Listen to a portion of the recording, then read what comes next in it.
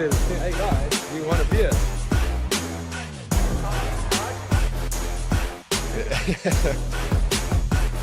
Just a little motivates, a little health.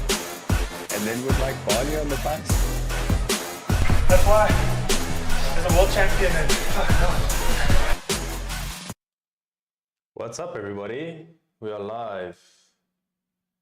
EFC 125. Unfortunately, no longer Shadrach and Sua and Luke Michael, but we've got just as much of a banger with Nomvemve taking Shadrach and Sua's place. I hope you guys can hear me all right. I've switched to this mic now. I'm not wasting time. Thank you for the sub. If you ever subbed, if you're watching live. Let me just fix this up a little bit. Yeah, I need to get, obviously it's always powered by IT Guru Solutions, the best internet in Namibia. My fights I need to put up. So I've kind of rushed into this one a little bit, if you excuse me. How's everybody doing? Let me know where you guys are watching from. What are your thoughts for the fight? I see we got Lucky Shabalala, says Michael Venom. Luke Michael Venom, I take it. Shout out to Lucky Shabalala. Jabalala. It's actually the right way to say, who's a top fan. Much appreciated, my man. Thank you for always watching. Where has my... Man, give me a second. My camera's just decided to go.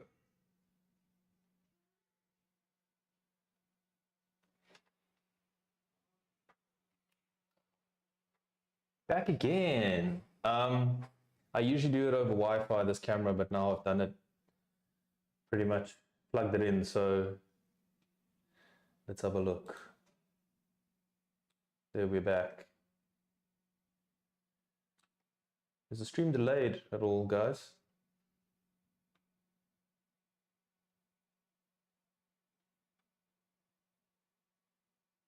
Thank you for subscribing if you just subscribed from the stream. I don't know, it could be from one of the shorts. I just posted a short that's doing quite well, just off topic. Did they just allow swearing on EFC? All right, let's start the Facebook live stream. Let's have a look where that is.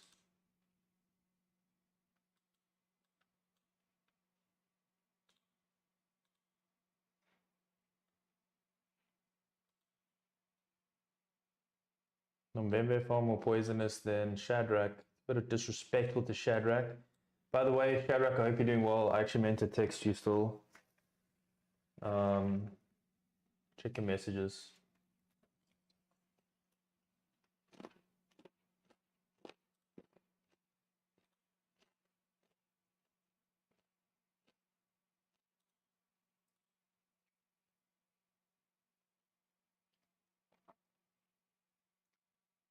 So got Handru versus Under the Power.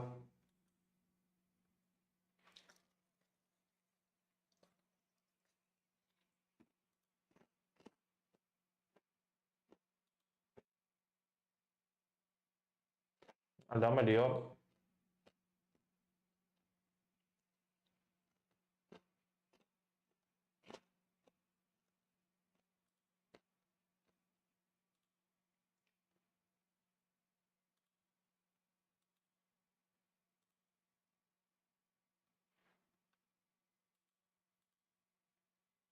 All right, we're live on Facebook too.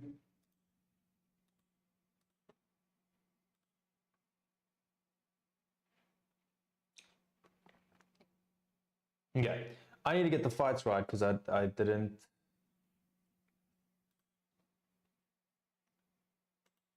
I didn't put the right fights up here. So let's go properties.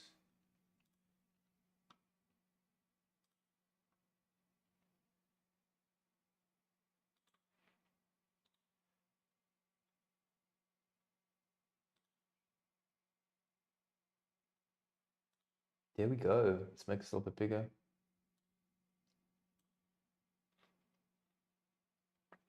What do you guys think about the change up in the main event? Obviously, nothing Shadrach can do about everything because, I mean, it's a car accident, but were you guys looking forward to? I was looking forward to that fight. It was a long time in the making.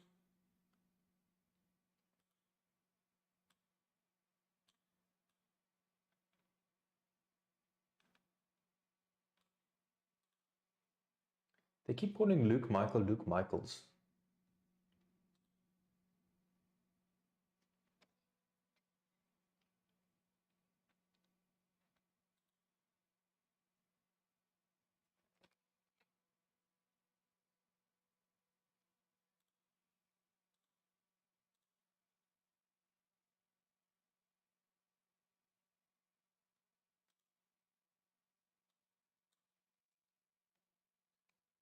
Okay, they're talking about the fight happening and the change of opponents, so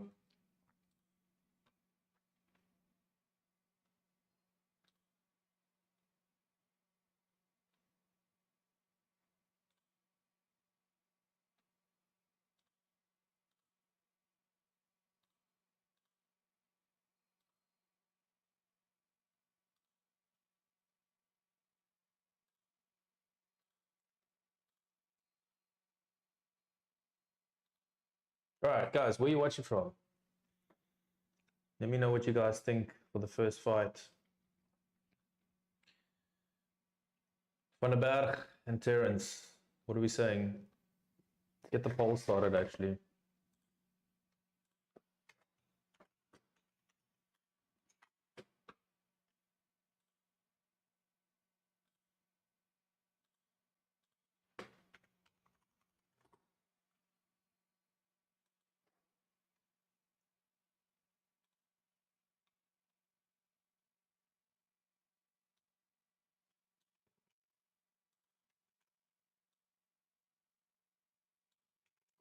This chessboard looks like something we've never seen before. What does that even mean?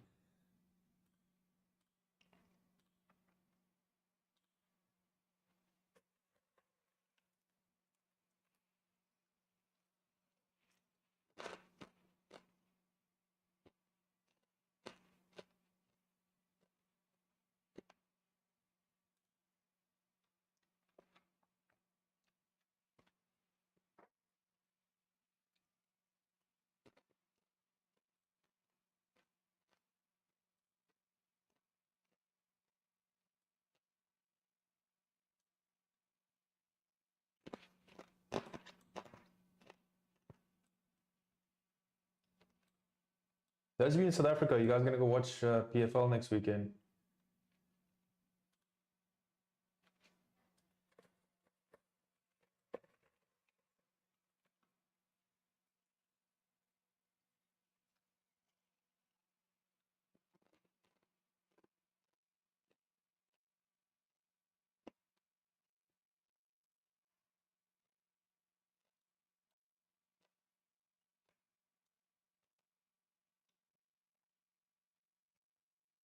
Okay, whoever or unsubscribed, unlucky. Cameron, what's good? Watching from Tanzania. Much love. What you saying for tonight, man? You got Terrence Bourne, you got Tico van der Berg. I think I got Terrence. I don't know. It's gonna be tricky.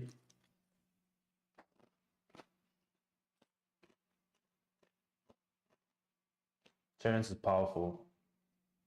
It looks powerful.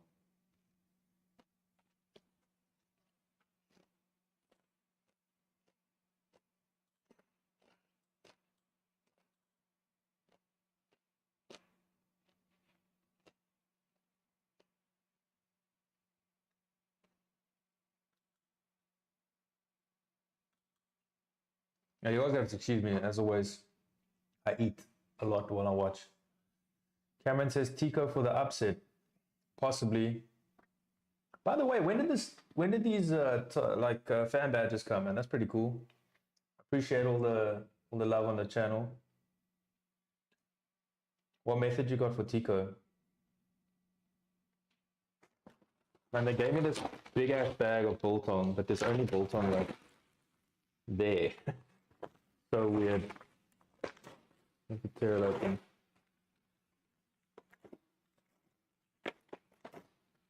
What's the method for Tico here?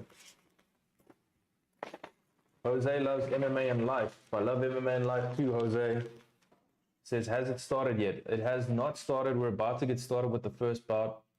Terrence Bourne and Tico van der Berg. The first walkout is starting. I think it would probably be Tico walking out. So Tico van der Berg walking out from Dominator's Den. So when the clock over here, there we go. Clock on the round over there. So, and then the fight, obviously.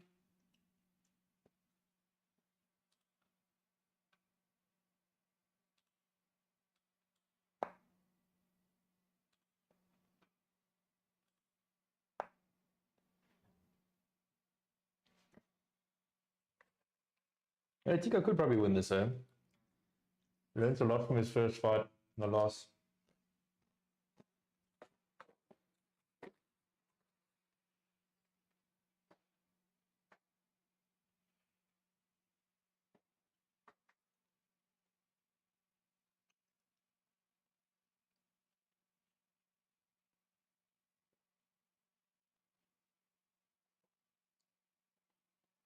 Cameron says round 2, 1 minute 30 TKO. That's very specific, bro. Let's see. Let's switch up this angle again, man. I do this how many times and I always don't get the angle right in the beginning, man.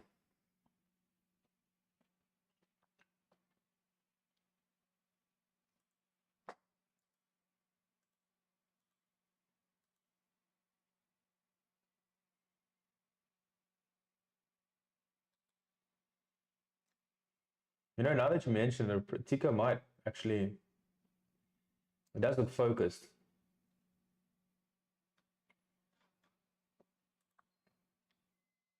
I know it sounds stupid to say, but it's all going to come down to that first exchange.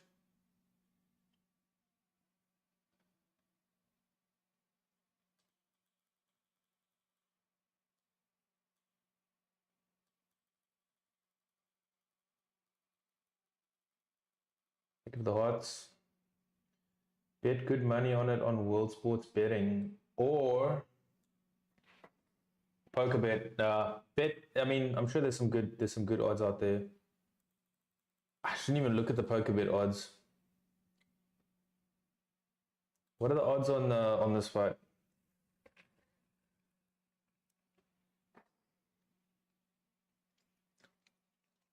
Man, if Terrence connects, is going to be some serious trouble for Tico. But I will say, don't blink. This fight should probably be over very quickly.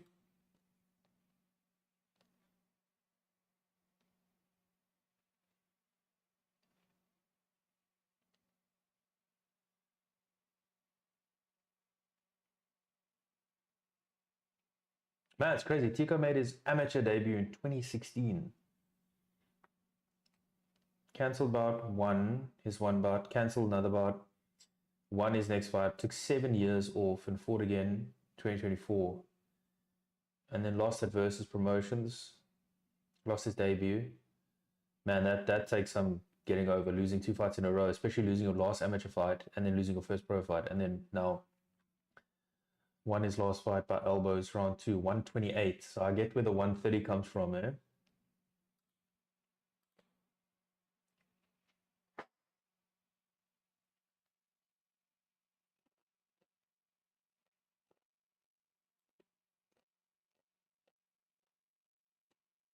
Okay, guys, let me know if you're new in the chat. Let's see what the polls are saying. Joe V says Tico should win. Man, I had Terrence, but now everybody's saying Tico. But I still think there's going to be a big shot from Terrence. So if he gets him with a big shot, you put him out.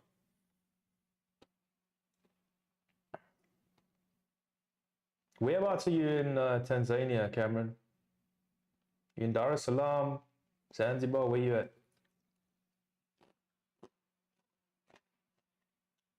The only Swahili I know is Mjambo, Nakupenda, and Matika Kikawapa. That's all I know. Terrence loads on his shots. Yeah, that's what I'm saying. If he can get one of those shots to connect, could be tickets. Especially that since Tico got knocked out in his first fight pretty quickly. Cameron says Dar es Salaam. Nice. I've never actually been, man. Jambo Rafiki. Is Rafiki a real word? Or is it like... Let's see. Let me go on Google Translate. Dar es Salaam.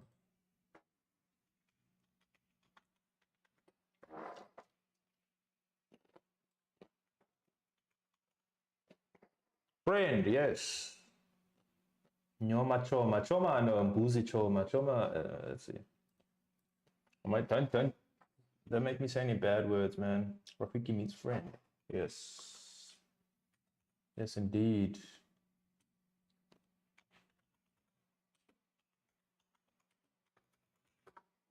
Tell of the tape. All right. 33, 37, 6'3" versus 6 foot. 74.4 versus 75.2. Means friend. Yep. Boozy. Never. Respect. Much appreciated.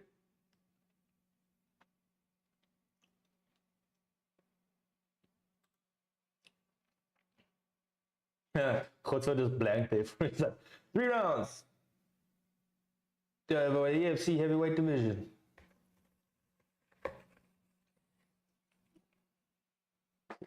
Tico looks a little bit like Matt Hamill, eh?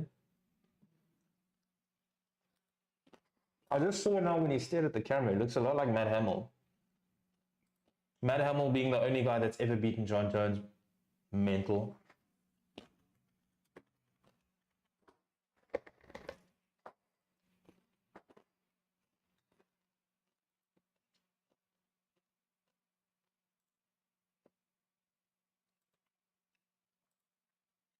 Terrence being announced. Speaking of Terrences, man, wow. Are you guys surprised Terrence Palillo isn't at least fighting at PFL? I actually spoke to him the other day.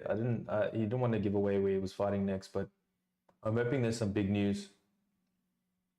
Here we go. Cameron says much. Nope. And just indeed. Here we go. I think this will be a quick fight, honestly. I'll be surprised if it makes it to round 2. I think they're both going to try to finish this quick.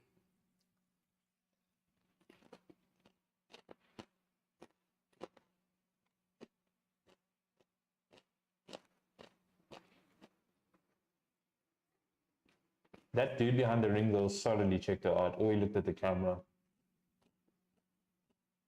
Tico looks like Matt Hamill, man. That's crazy. I think Terry's going to swing for the fences. No glove touch. Okay. Tico utilizing kicks. I don't start the timer. Damn. I'm too into this fight already.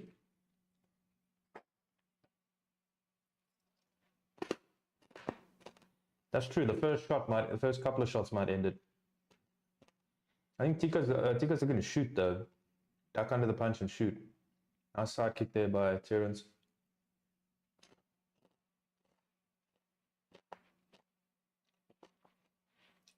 Tico's left himself open for punches with that kick. His hand was dropped. Square up again. Tico getting back up against the fence. He wanted to go down, and Terence just kind of lifted him straight up.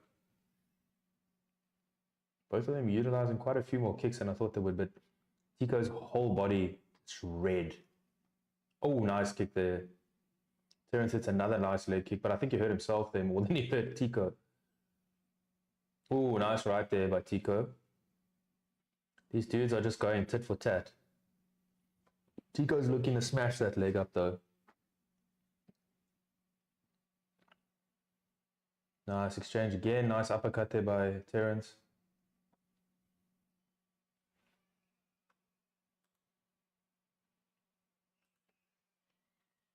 Both these guys are going for it. Nice shot there by Tico again. Terence hasn't... Yeah, Terence acknowledging that shot.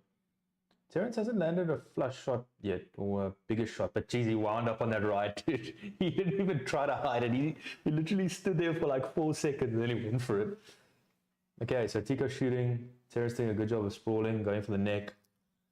Oh, nice shots there by Terence. Terence is trying to finish it this round, definitely. Thank you for the sub, by the way, over subbed. Tico's just standing in the pocket. Nice. Throwing some good feints. Huge telegraph. Both of them are telegraphing. They both look tired already. But that's heavyweights for you. Especially at this level. A lot of times they get tired quick. Especially when they put up a pace like this.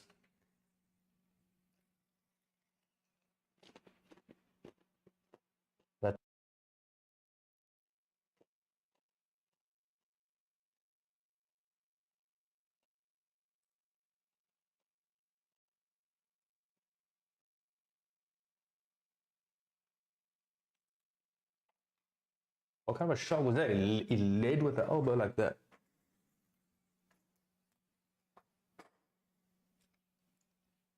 Dude, oh! Hits him with the left. I told you guys.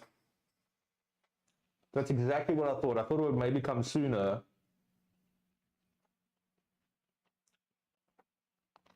That power is crazy. I told you guys. God damn! There, he hit him. That was the first flush shot he hit him with. This guy is so powerful. I told you guys. That's crazy. That's crazy, man. Lucky Tico.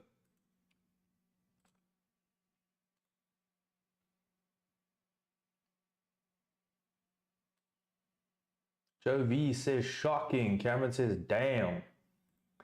Yeah, guys, that was never going to leave the first round. Not the way that they started, but man. Terence has got some power, huh? You know what's crazy? This is the next fight. We've got Humphrey Malenga in the next fight. Talk about explosive and powerful.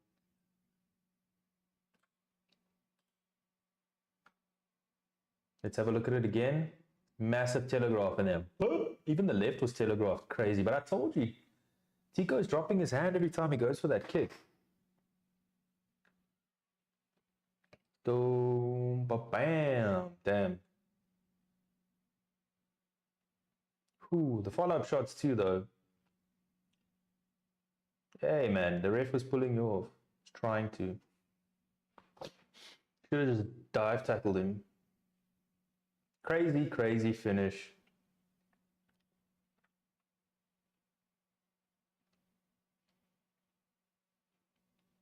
Well, yeah, the commentator is saying it's one of the biggest highlights of his career. Is that 2 fights? Every fight's one of the biggest highlights of his career. Where there's that one, like, whether it's a knockout or not, there's only 2 fights in.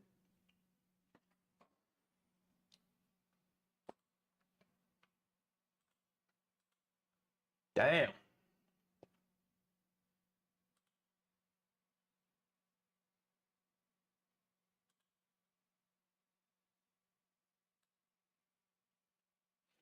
.256 of the very first round. Was he the betting underdog?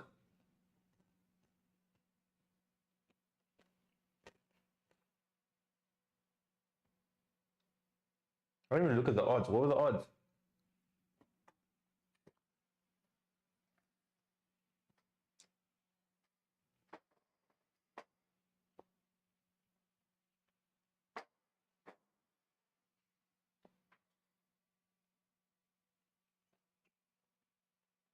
That was too low level for a main card. The telegraphing, the dropping the hands.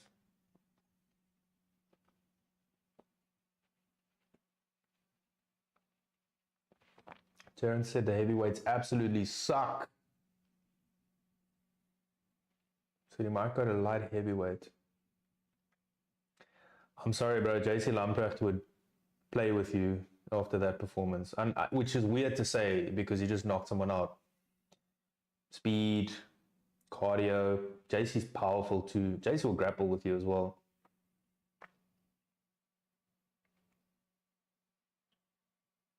What do you guys think? Who will win that fight? I got JC by whatever way he wants, but okay, let's start the poll for the next fight with Humphrey Kale Kakabanda.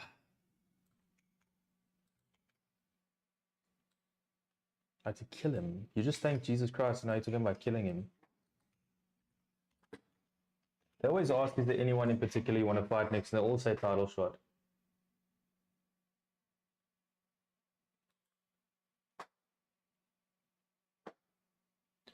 Joe V says, baffles me that you would enter professional fighting without amateur technique. I mean, fair enough. People still criticize Dricus's technique though. I mean, Derek Lewis also didn't have the best technique. With the heavyweights, it's a little bit different. I do get what you're saying, but the heavyweights are a little bit more slow and lethargic and just go for power punches. But yeah, what is his amateur career anyway? Let's go have a look. But that being said, too, he's 2-0. But yeah, let's have a look. Amateur fight, one fight, 2024. Who did he? The guy that he beat. Let's have a look. All these guys came from versus these days. Looks like it. Okay, the guy's 2-1. It was his first loss, but yeah.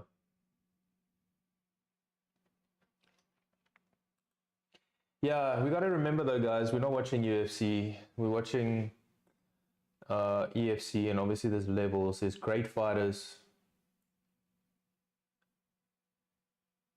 Includes Tico for hurting Bourne and not following up as well. He's not reading the Telegraph. Yeah, fair enough. And also, if you see when he threw that first kick, his right hand dropped straight away, and that was what he got tagged with, was that big left.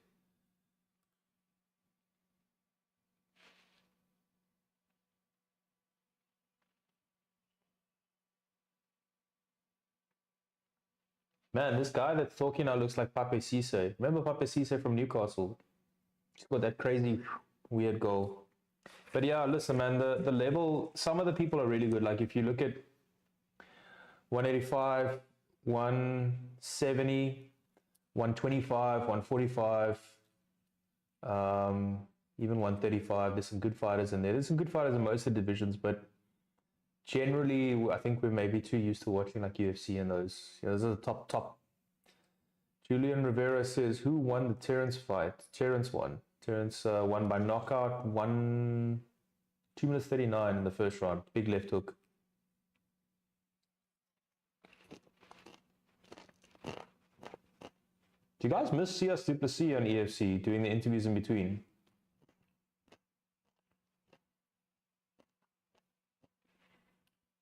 Julian asks, inside the distance or did it go to the judges? It didn't know. It didn't know. It wasn't even close to going to the judge. It was round one, like 2 minutes 39. Big knockout, left hand.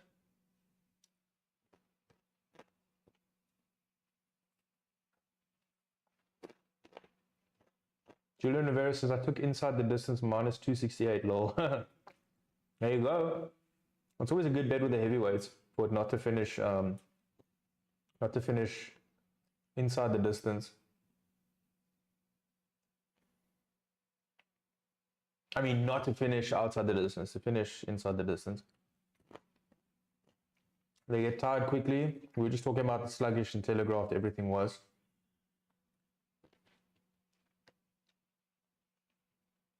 Joe V says Humphrey Malenga would beat Terence Bourne at heavyweight. Whoa, I don't know, eh? Humphrey's a big dude. I don't know how that guy is a lightweight, but he's big. But wait till you see him and Terence Bourne stand next to each other. Humphrey would literally have to tire him out. Cameron says, I'll be back for Luke's fight. Appreciate it, Cameron.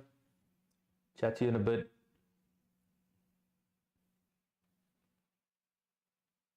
Man, I don't think since the days of Champion Dolce has there been, I mean, when's the last time there's been like a serious heavyweight champ?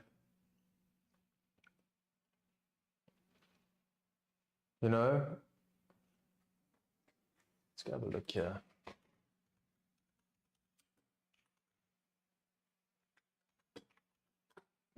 Show some freaking adverts again. I mean, again, no disrespect to Elvis Moyo. His last fight was really good. I mean, he showed a lot of heart. Had a great victory. But like the last time, I mean, the days of even like Andrew Van Sale, and then Champion Dolce when he won the second belt.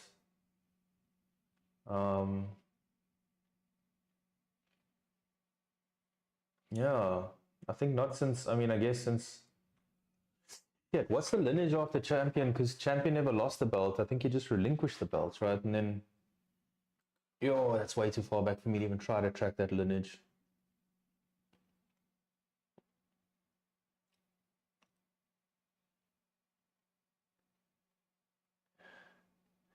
So crazy that Champion Dolce had his first fight in the UFC, won by ground and pound, and then that's fight Muhammad Ankalaev. That's mad, eh? Oh, fought some killers, huh? Some famous people, Marcus Perez, Marc-Andre Barriol, Cody Brundage. Yeah, I forget he fought it like all the way through to UFC 282. Well, he stayed in the UFC for a long time.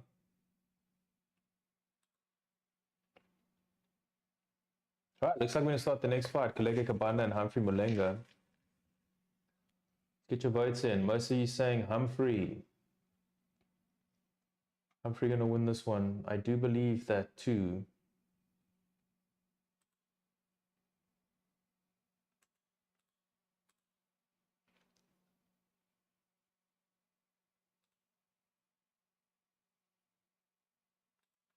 More water. Alright, stats. Kaleke Kabanda, tough and durable, seasoned all-rounder, deep gas tank, odds 2.3. Humphrey Malenga, physically strong grappler, aggressive forward fighter, calculated finisher. Who's giving these?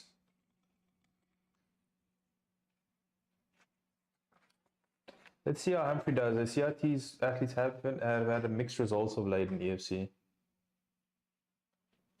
Joe V says Jikasa is decent. Yeah, but it's decent good enough, you know? Go have a look at his Triple H power.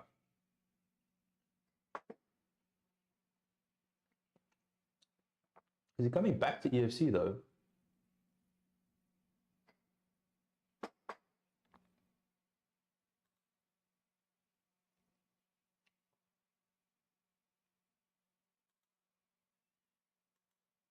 That's so crazy. Kabanda is 7 and 8, but he's had a decent.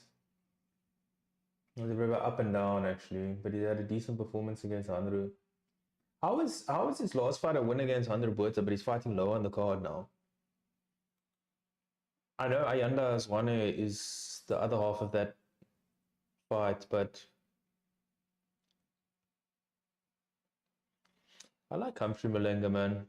Works hard, him and Ken Sekuletu. I also don't understand why you would, I mean, I guess for the payday, but he went to fight at UAE Warriors. Up and down like this the whole time, switching promotions. I feel like a win at UAE Warriors doesn't really do you any good. I guess besides a payday. Out comes Humphrey Malenga to some Rasta music. Kenzo Kaleti behind him. Rasta. Humphrey donning a cauliflower ear. That's new. Now I know when I spoke to Graham on the podcast, Graham Cartmel, he was like singing this guy's praises ages ago.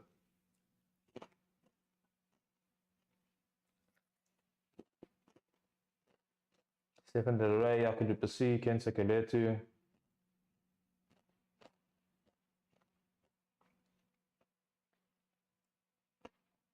How's this guy lightweight, man? He looks big.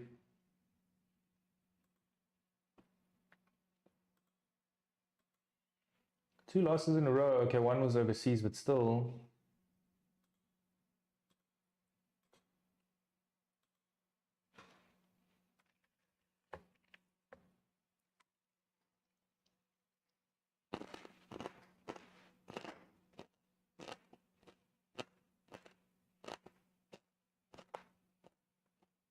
Simon Stevens saying this is his favorite part on the African continent.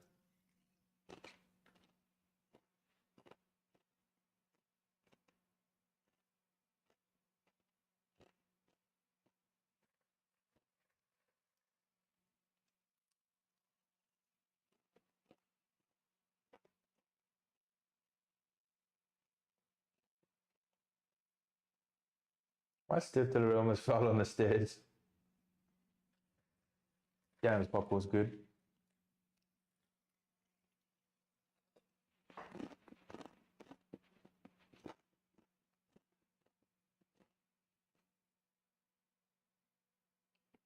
You said that, Simon. I don't know, it feels like these guys practice scripts. You know?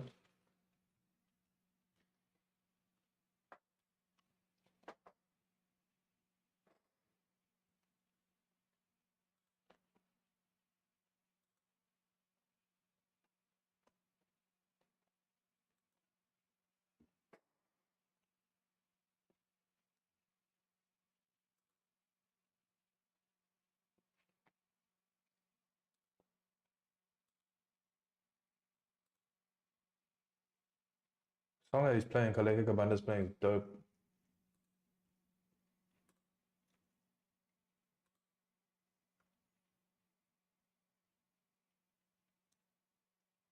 It's crazy, yeah, he beat Luke Michael.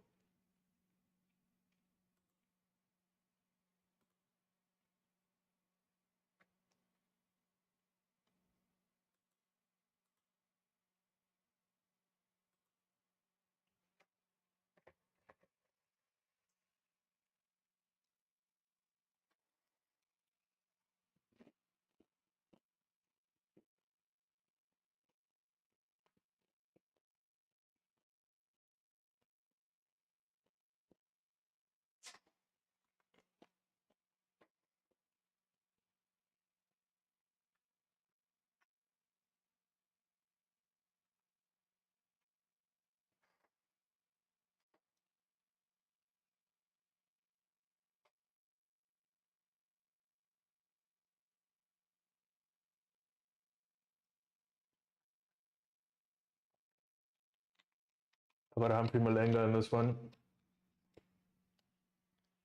Humphrey's not going to let him enter the cage.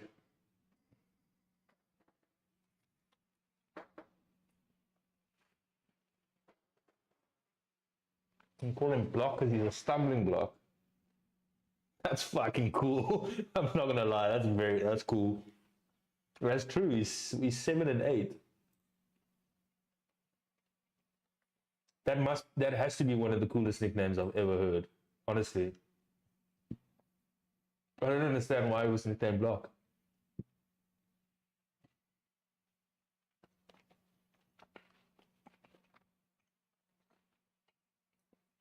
I honestly don't know why they called him Block.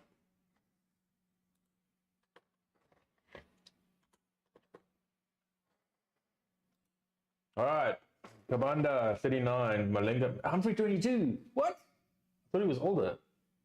5'7", Kaleka, 6'1", Humphrey. Identical reach, almost. Maybe not.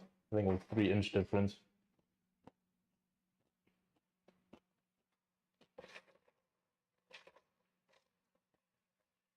Humphrey 6'3" 6'1", fighting out of Pretoria, South Africa.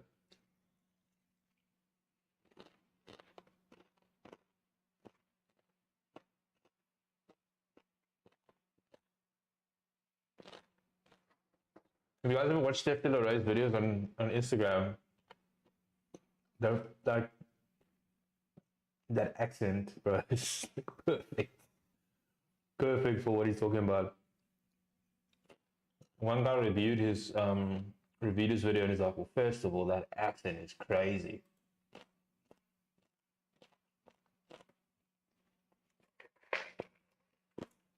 Okay, I got Humphrey. TKO.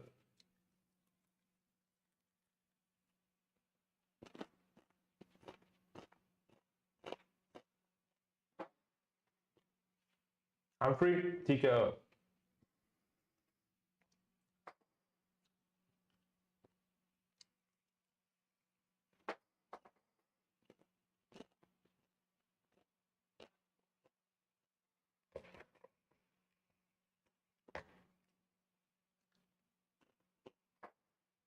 Okay, this time I am starting the timer.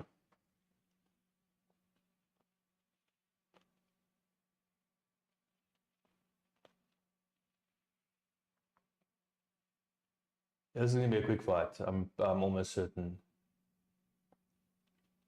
Riley the Brain says, "What you watching on?" I'm watching on Supersport.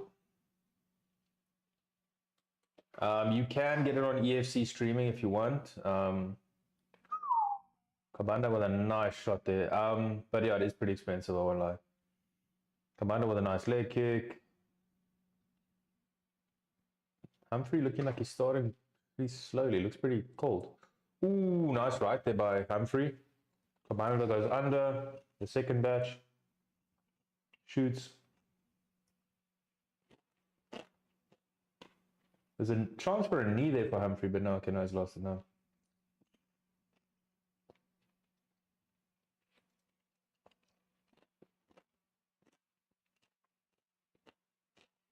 Kaleka trying to grapple.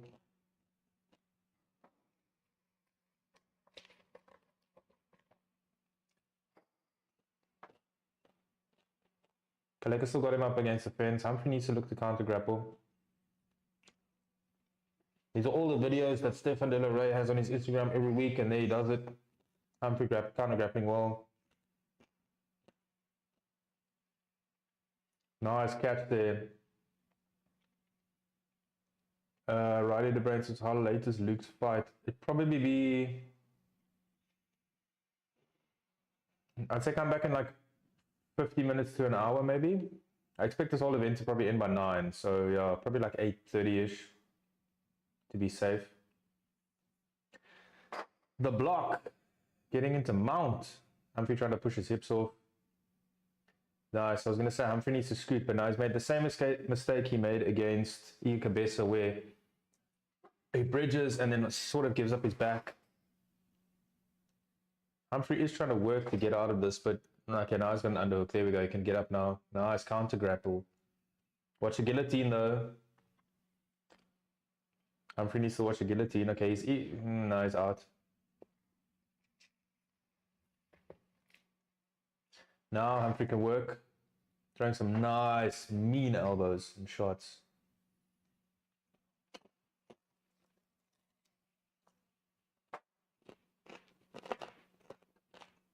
Humphrey throwing shots with vicious intention. Takes it back, gets a hook. He might fall off here. Now Humphrey looks like he's got some good control. Got his second hook in. No, now he gets the mount. This is bad for Kabanda. Was a possible head and arm triangle there, but I think Humphrey's going to try to rain down shots here. He needs to posture and just hit him with big shots. I would like to go for shots here if I was fighting, because You do more damage. Kabanda's getting some big damage. Humphrey flattens him out. Kabanda's still defending slightly, but I think this fight's going to be over soon. Yeah, he's flattening him out again. Kabanda is moving. But those are some big shots. Big elbows by Humphrey. That was back of the head. Big shots. Kabanda's not really defending himself well. Flattens him out again. And Humphrey's so damn strong. Humphrey's still raining on shots in mount. Okay, Kabanda gives up his back again. Gets flattened out again. Humphrey flattening him out a lot again. Humphrey doesn't look like he wants to go for that choke. I think he wants to finish him with shots. Elbows, shots. I mean, Kabanda's not intelligently defending himself. But he is moving it just enough for the referee not to stop it. I'd like to see Humphrey get Kabanda onto his back. Well, now. Kabanda stopped for a second. It looked like he gave up. And then he was like, no, that was back of the head. And they're like, what? And then Humphrey just started again. Oh, Humphrey on a choke. Humphrey on a choke. Humphrey looks like he's going to cinch it in. He's crossing his feet, though. Just be careful. Nice finish by Humphrey. Malenga gets the choke. Did not expect a submission win, but training at CIT will do that to you. Humphrey Malenga is now a grappler. Jordy Louis says, did Diop win? Diop hasn't fought yet. Diop is 2 fights away. 2 fights away.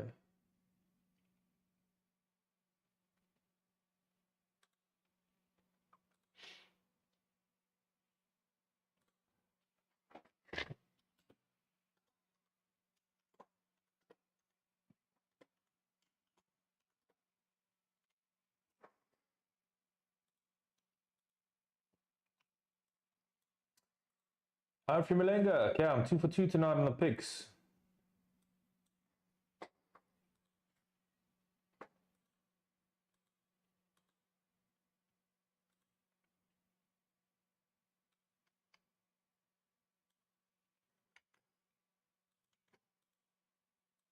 Adama Diop is actually next. Jordan. Adama Diop is next. My bad.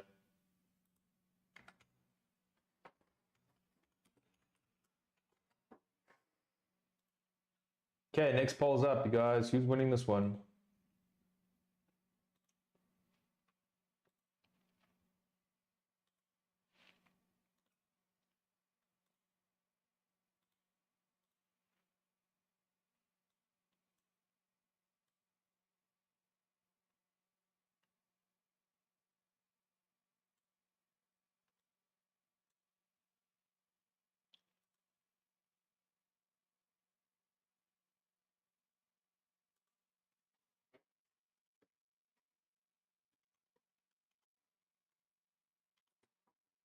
Winner by submission, Humphrey Malenga.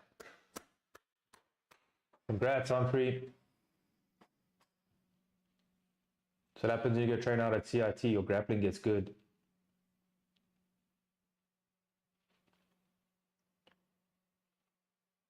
Danke, Steph. It's gonna call for a title shot next, 100%. Terra says, when the fight started? Which fight, my man? Jordan Louis.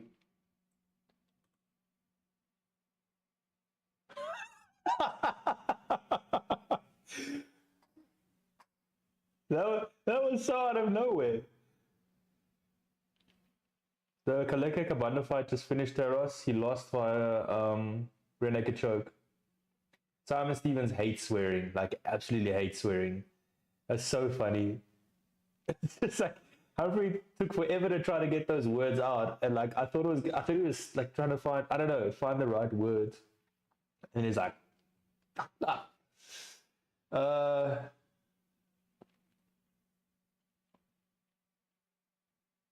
Ravens hasn't fought in like over 10 years, I know. But I think, I don't want to say it, but I think they're giving Adama Diop a warm-up fight, let's be honest. It's been 11 years almost. Could you let us know the results of the prelims? Man, there's always requests for this, but I've got nowhere to watch the prelims. Let me try and see if I can find something out. He's actually, these coaches are just like, this guy's crazy. Okay, let's go look on. So I usually look on the Instagram. So, okay. Right, so Denver Isaacs won his fight. I can't think that Mulumba won his fight. He's 0-7. So I don't know. I can't confirm that. Okay. So the second fight, Isaacs won.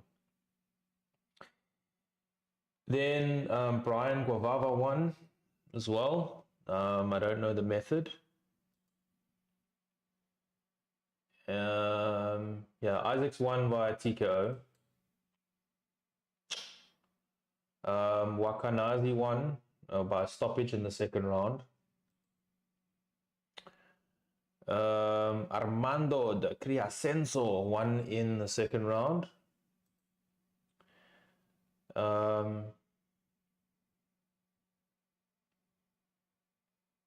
Okay, Christian Omonkombio lost. Ruben de Beer won by leg lock. Finally, Ruben. Congrats, man. And what happened in the I think there was a decision in the final fight between Designer Jr. and Emerson.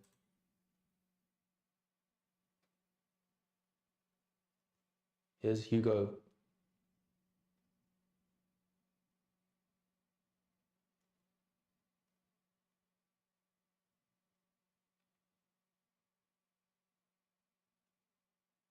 This guy's massive.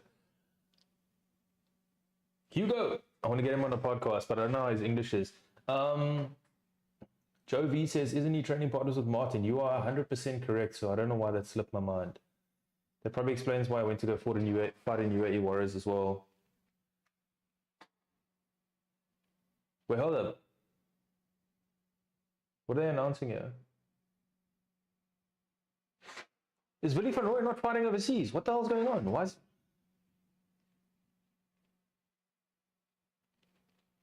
After performance like that, Willie van Rooyen's not fighting overseas. Oh, they're bringing some Russians over here. Tandozondi fighting a Russian. Solo Hidinov. Oh, jeez.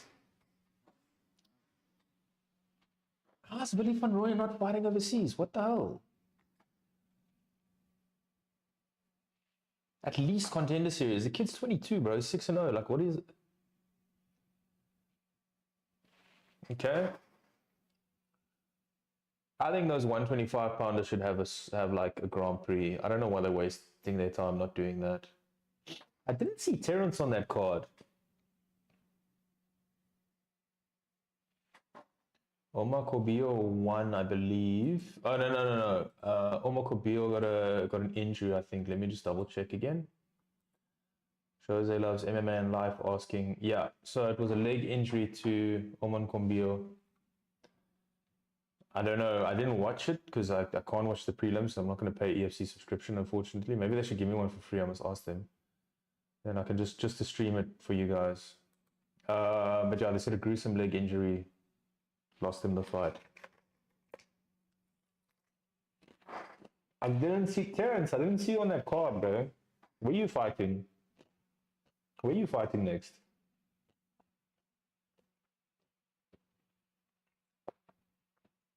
So him and Tomelo, I want to get on the podcast next. Even though it's gonna be virtually, I want to chat to Tomelo, but I want to chat to him after the next episode of the Ultimate Fighter, because in the next episode of the Ultimate Fighter, he's fighting. Terrence, I didn't want to give away what his next fight was, man. Yeah, Jordan Louis says he broke his leg.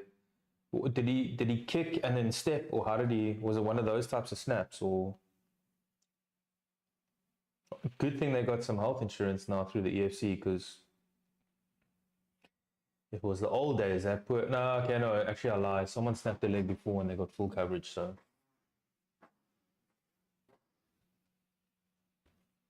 has anyone ever tried this Ignite tequila? I've never. I don't know. Like I've never seen anyone drink it before. Crazy. That Jose loves MMA and life's just crazy. That was my biggest bet. It's Murphy's Law, dude. Jose says that's how betting works. Yo, Jose, have you got any MMA videos on your channel, man? Let me check it out.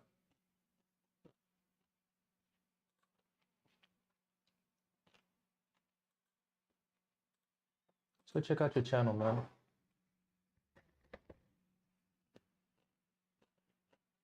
Yep, EFC is volatile as fuck. I know.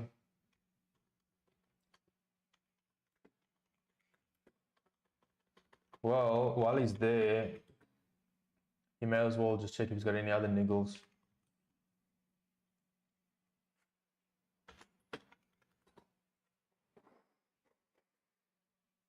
Alright, Jose, I'm subscribing to your channel, my man. Let me check out your videos.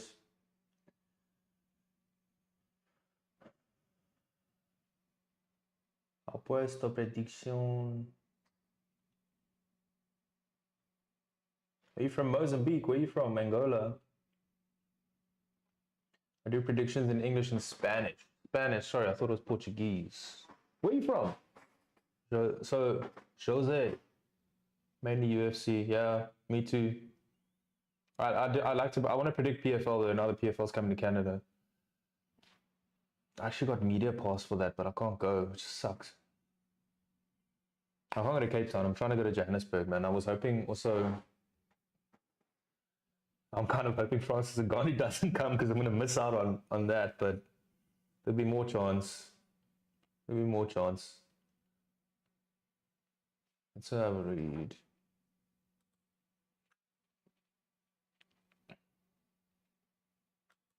Thank you for the sub, Jose. Where you from, man?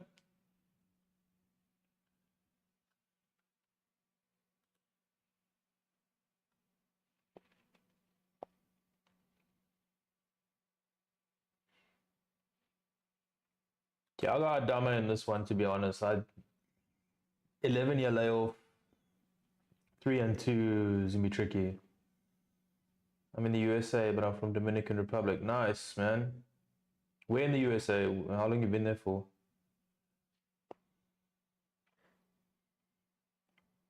Humphrey at 1.6 was free. Yeah. Yeah. I mean, I still can't get over that nickname, the Block. That's crazy. Because he's a stumbling block. That's fucking genius. Man,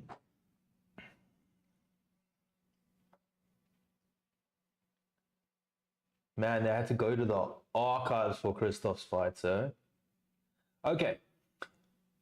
Expect some crazy power. I don't think this is going to leave round one. I think Adama by a knockout. But I do expect a bit of sloppiness like in the first fight. Here comes Adama.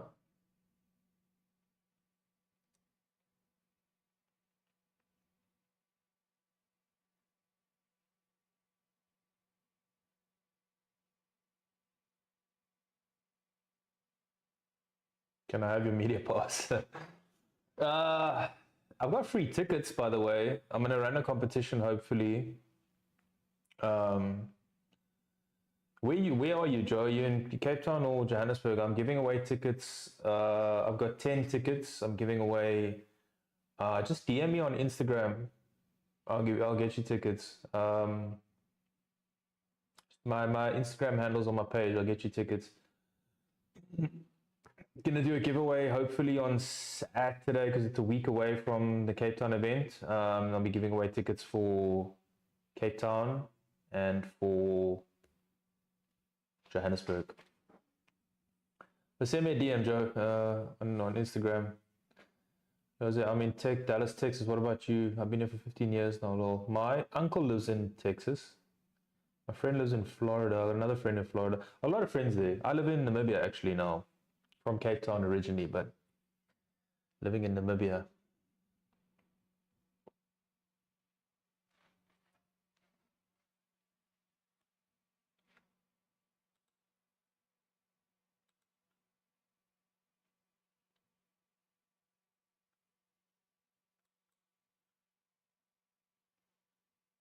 Can't be a whole series of first round knockouts because he had 2 wins since. It's not really a series, but anyway.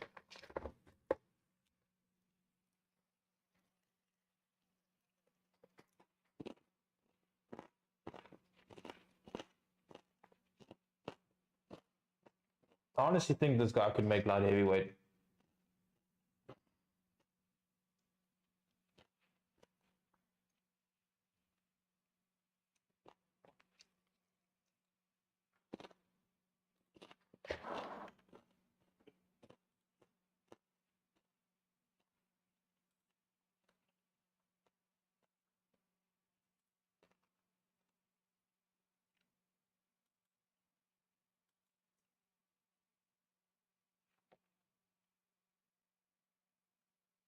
Right, dude broke his leg, and they're like, Graham's just chucking a camera in his face.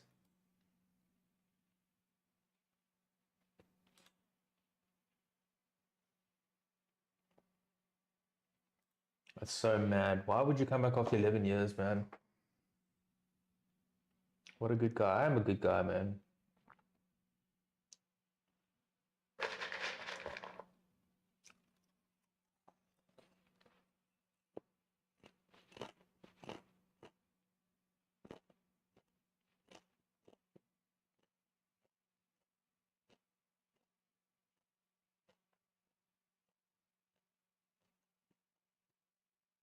I wonder who contacted who. Do you think Christoph contacted the EFC to fight again? They contacted him.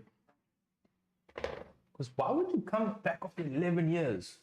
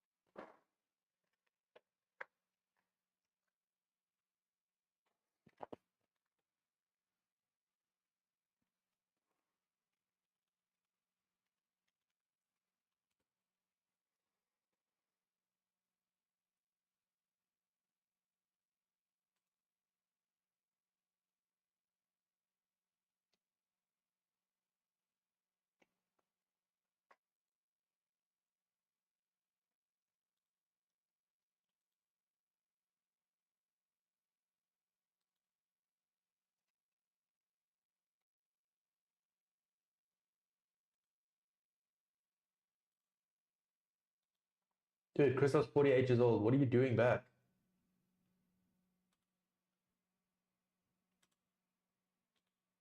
Why would you come back at 48 years old? Well, if you're 11 years old. What are you doing?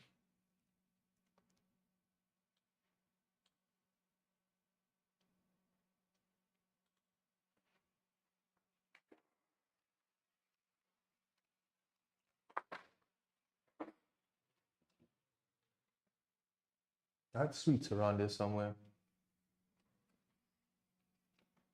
Might have to go get them during this next break. Man, the last time they had Senegalese fighters on here, my chat is going crazy. People just wanted to know if he won or not.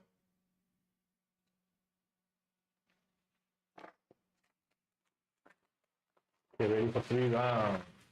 Get 3 by 1 round. What happens? These are not here for a good time, for a long time. They're here for a good time. Especially these heavyweights. They're here for a good time, not for a long time. Oh, his nickname is Boumaye. Anyone that can speak French, tell me what that means.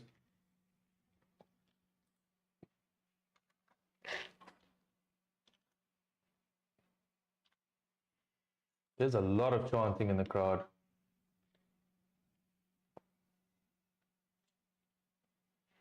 I do think, man, who unsubscribed? wrong with you? I do think Adama Diop might knock out very quickly.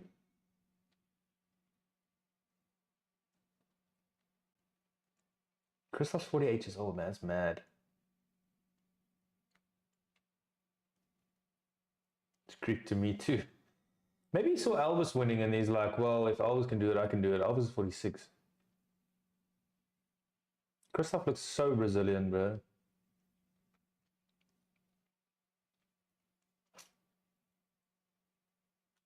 Okay, here we go. I don't think it's going to last long.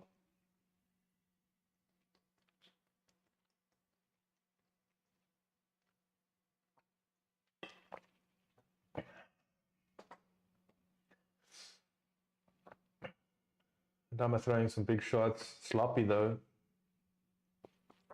Oh, that sparkling water is...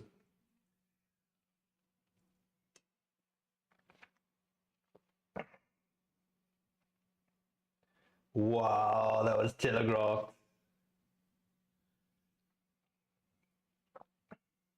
There's a lot of power, a lot of swinging and missing. He's going to take one shot and this is done. Clinching up now. I'd like to see them strike rather. Adama just chucks him off. Christoph getting pieced up as he's trying to get back up.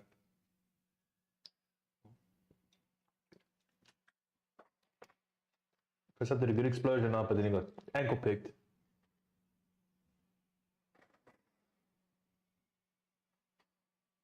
What is that line going on Christoph's here? Oh,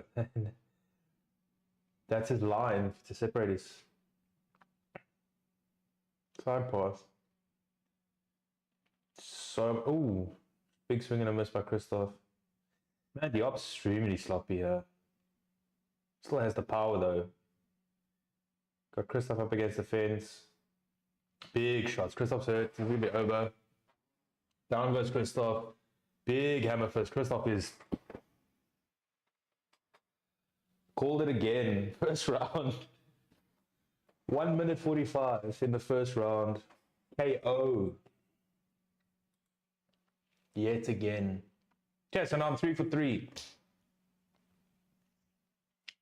The next fight being the hardest to call, but I think Hanru might lose.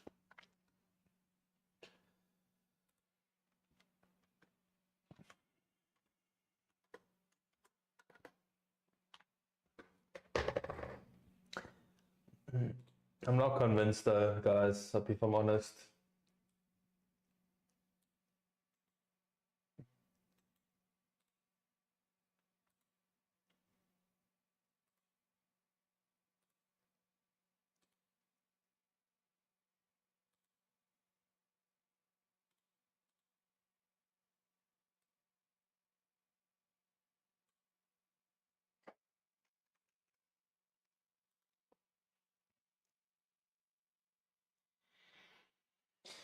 You're asking if Adama Diop won. Yes, Adama Diop won via knockout, TKO, let's say a minute 45 in the first round. Yeah, I know. Fadi, you let her 1 or 2 shots too many there. Dude was hurt. It wasn't even that big a shot that hurt him. He won, Diop, yes. Diop won. Nice work, ref. Just watched him get hammer fisted.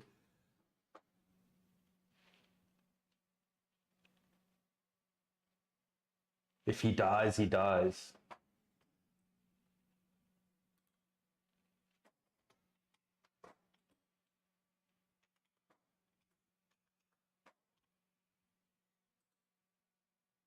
Did he just say we saw what he did with the champ? He's not the champ anymore. He just lost. Anthony Moral's not the champ anymore. I love how like a couple of EFCs back, they're asking Bokang Masanyane how you just came off of a head kick victory. That was like 4 wins back. 5 fights back. They're asking him like it happened like last week. Meanwhile, he actually came off a loss after when they were interviewing him.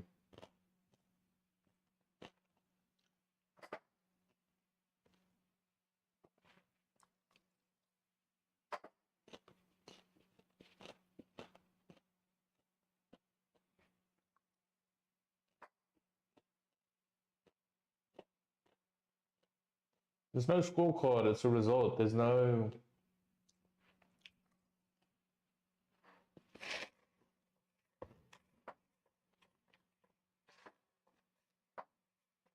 "100% guaranteed he calls for a title shot next." It probably gets it too.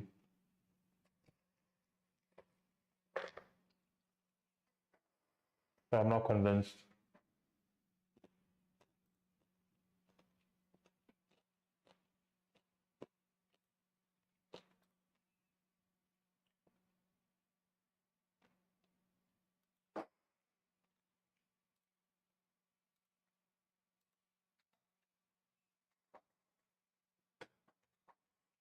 Please don't speak French, Simon.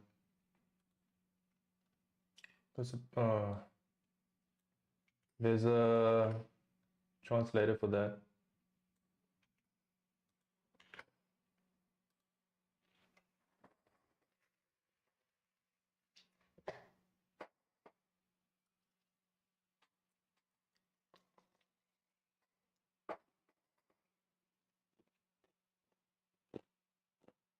I did not expect his accent to be like that. His tone.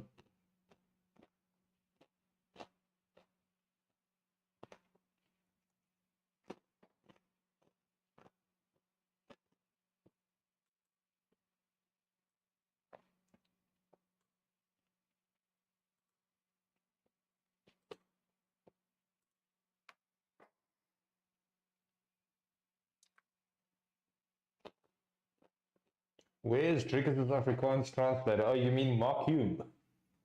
You're gonna have to move him. He's baie glibberig.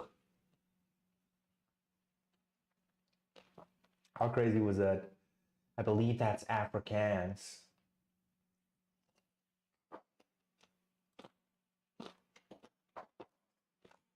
Told you, title.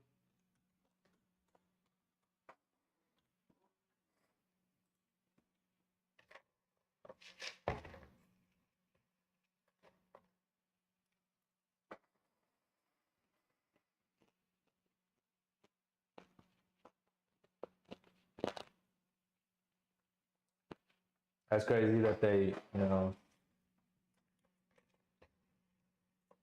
think Steph Dilleray was the first Afrikaans translator in the UFC, wasn't he? I'm almost certain he was. Like, he didn't corner Rickers, but he became the first Afrikaans commentator for the UFC.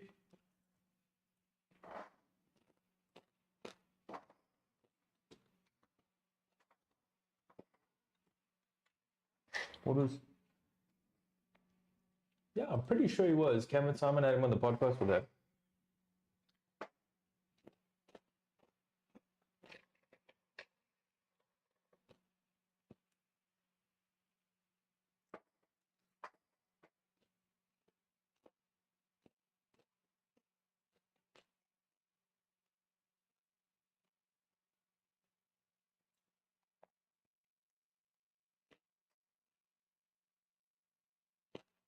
Elvis is going to trash it now and what he just saw.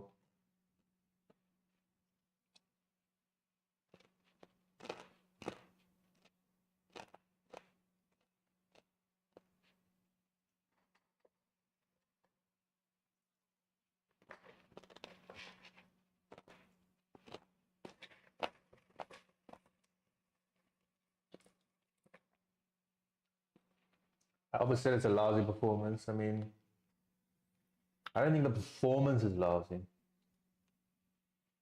Performance wasn't lousy. I just think the technique was a bit lousy.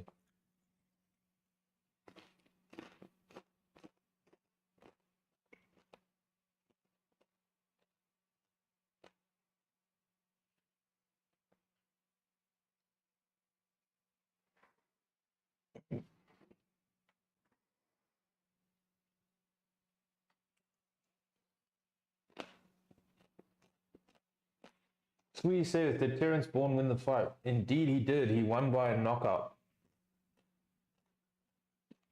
Round 1, 2 minutes 40.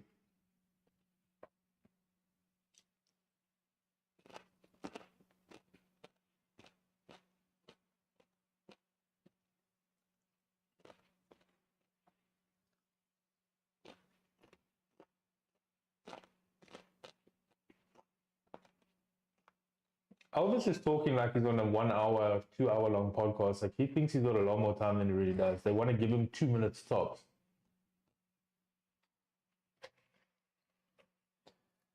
Jose says I got a Handru. I got Ayanda. Ayanda's win one, lose one, win one, lose one, and he's due a win.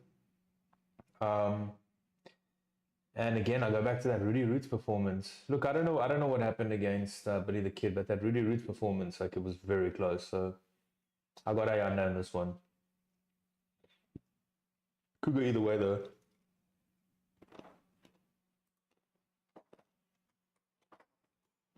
Bro, they're having like a full-on podcast episode here.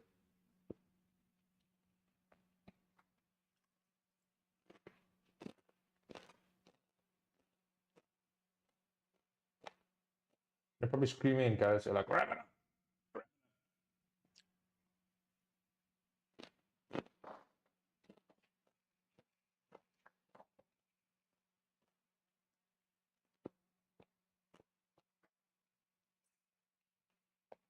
Okay. Sorry, EFC, I'm not interested in having a podcast episode, please.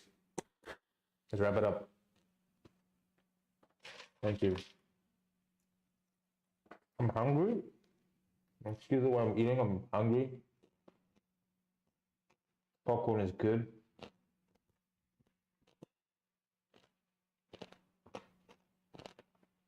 Sweet says, thank you. That's my big brother. Shout out to Terrence. I called it too, by the way.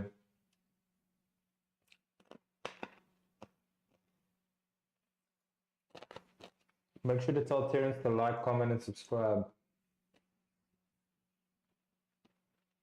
But yeah, I think it might actually even be up, like if you want to watch it, it might actually even be up on Instagram right now.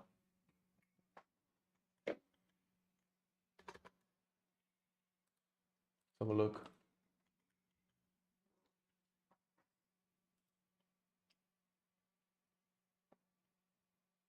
Yeah, the pictures are up. There's no video up just yet. Probably take a while for them to edit it and pop it up, but pictures are up. Jose says, Bueta. Maybe.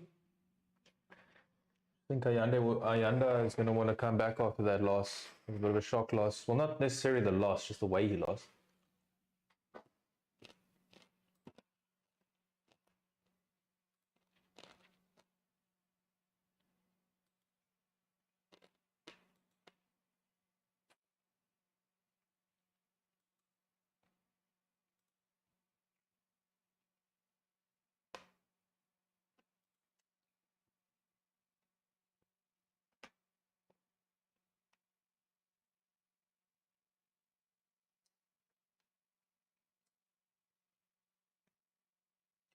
Are they really pushing for this Hugo guy to get a middleweight title shot?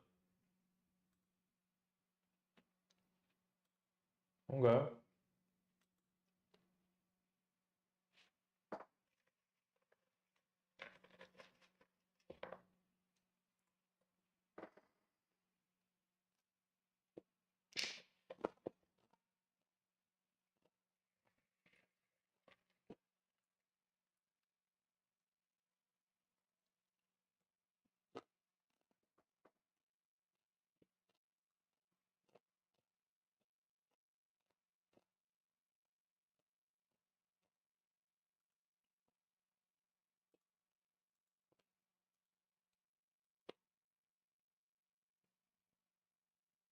Okay. I'm 3 for 3 so far tonight. I think Ayanda wins this one, but let's see. You guys are saying Handru. Surely Bandu gets it first. I think Bandu lost his last fight, no? Didn't he? I follow this Hugo guy. I follow him on Instagram, but I'm pretty sure Diego Bandu lost his last one in EFC. Or did he win? Wait, what? I can't even remember now. No. He won. He. It was a controversial win. Yeah, Bandu. Yeah, I think Bandu probably does get it next, but I should have lost. Yeah, I remember that.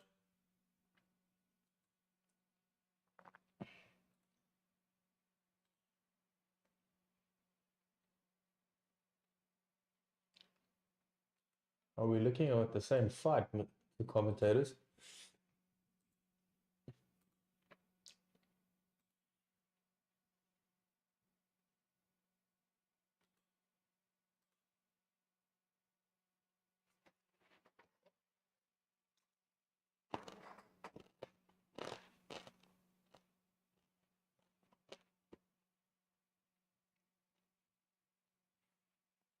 I like Andre Botha, what he stands for.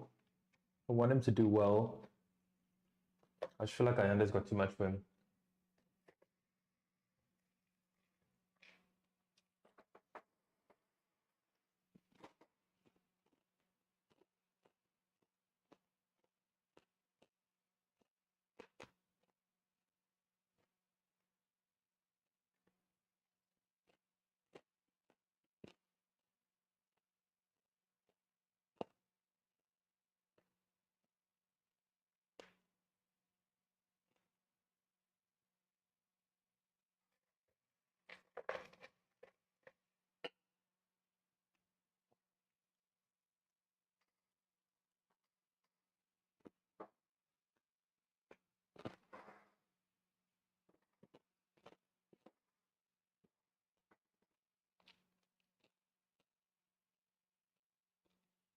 Crazy Ayanda's had 8 fights in like 2 years.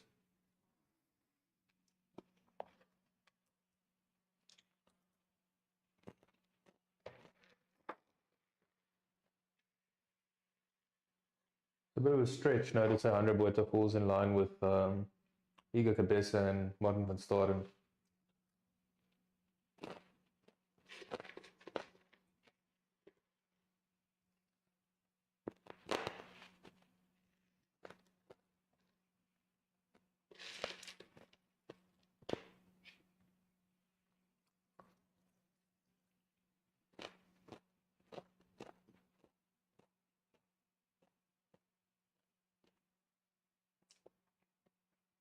Billy the Kid is straight up South Africa's Nate Diaz, eh? In build, in fighting style, in durability, unpredictability. There's a record.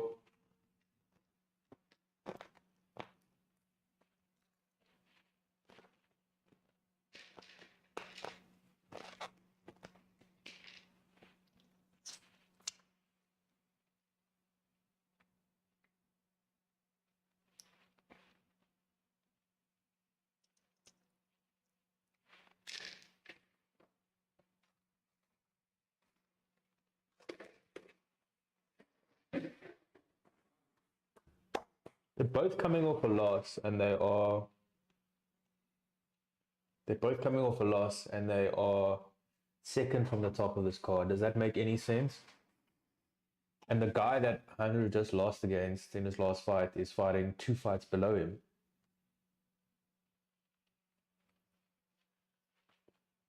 Yeah.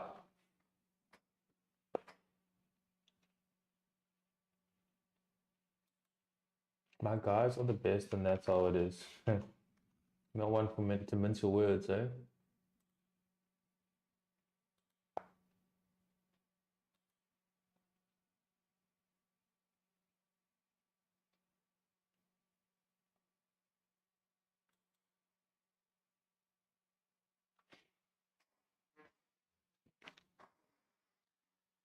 Man, now 100 worth it to win. This is a message to his daughters. Gonna be an example in. Oh no, Yanda said he's fighting for his mom. Ah, no, I don't want either of them to lose.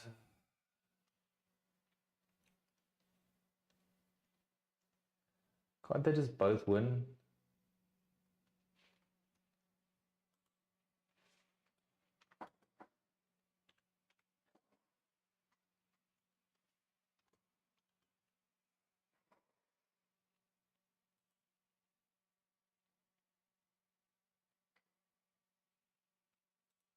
Okay, Joe says the EFC should form a board of advisory members that are fans of the sport and watch their events.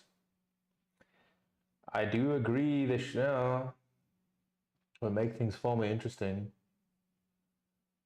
I don't know what they have now. M says that the fights start no, so it's Ayanda's walking out now. They just showed us the promo.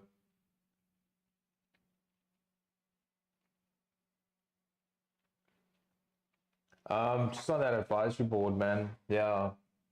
I don't know who's. I think they got Garrett McClellan as the athlete manager now, and then they've got a whole bunch of people that have been there for ages, which is a good thing and a bad thing probably.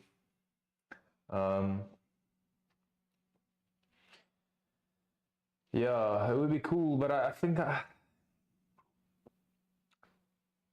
to be honest with you, if you look at they got rid of the live events, right? And they got rid of the live events, so I don't think they're putting these events on for the fans as much. I mean, I know they've got the fans in mind when they're making the fights, but I think they're just more worried about the sponsorships and then being a feeder event and getting fighters into the UFC so that there's more eyes on them when the people came through. Because the production's great, like, don't get me wrong, but not having live events, like, why? That's number one for the fans, you know? I guess you can't fill out a stadium or an arena once a month. I mean, that they probably couldn't do that. So I guess if you want to put events on once a month, you kind of have to do it the way they're doing it now.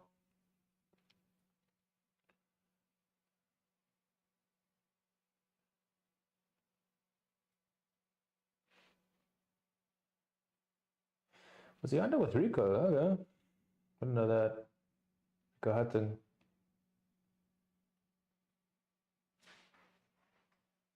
So whoever asked me what time Luke Michaels fight is, I told you 8:30. Luckily, I told you an earlier time because this fight's about to start at 8:30.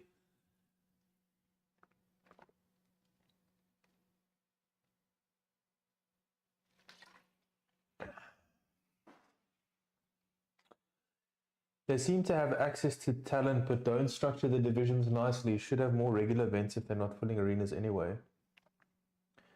Yeah, I mean, I guess there goes a lot into having an event. I think it would also get really stale if they had events more than once a month, to be honest with you. Even the UFC has events every week with their talent pool, and I don't watch the fight nights, to be honest, unless it's a good fight night. But yeah, I think they do need to structure their divisions better. I think the divisions are not talent rich per se, all of them. So people get talent title shots after 3 fights, let alone just 3 fights in the EFC. So very sparkling water's got me burping a little bit. But also, like, because people can just leave and then come back, it does disrupt things a whole lot. And then also you get a guy like Diop coming in now. They're going to give him a title shot after 1 fight. You've got Hugo going to get a title shot because he's being hyped up by Drickus. You know, there's no, like, not as much of a structure as to who gets a title shot and who doesn't. I would like them to do more though, especially for the 125-pound division. Sound like a stuck record, but they should do much more there. That's where the UFC stars are. Future UFC stars, the PFL stars. Just run through the list. Vili, Terrence, Zondi, Gift, Tumelo, because we don't know what's happening with Tumelo just yet. There's a whole list of them, and I know I'm missing someone else, but there's like 6 people that are class fighters that can make it.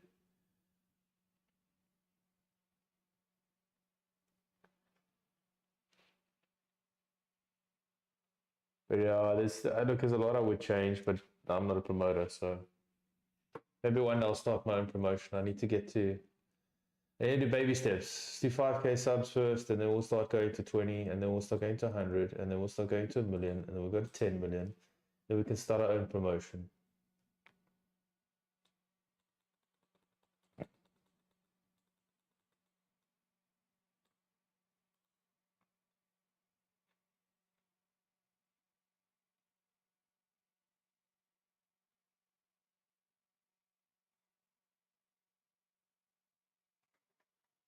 Give me a second. I will be right back.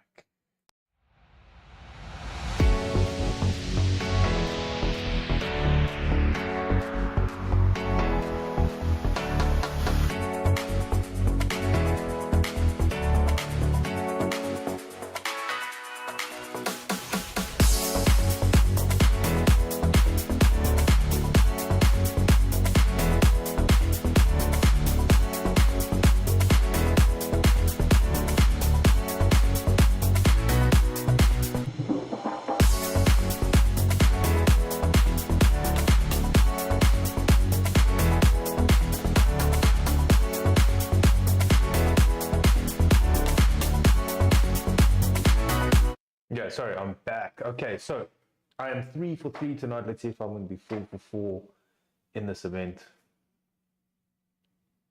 I think Sylvander is going to beat Gift. Maybe.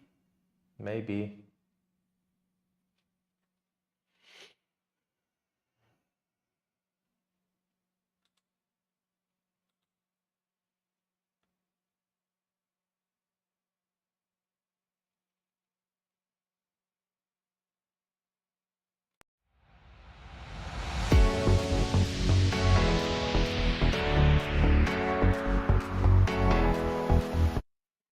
Yeah, I don't know.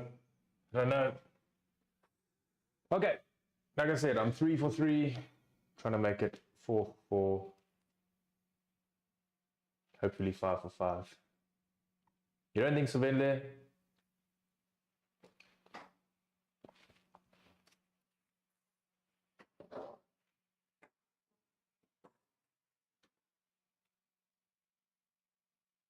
All right, here we go. Buerta and Swane. About to get things started.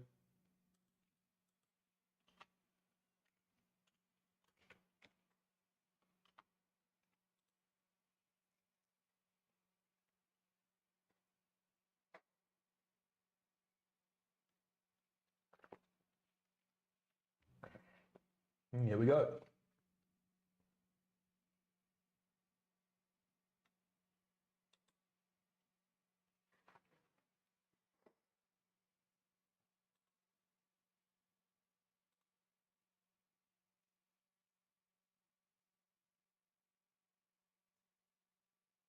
Sounds very quiet in that arena now, besides the chants in the background.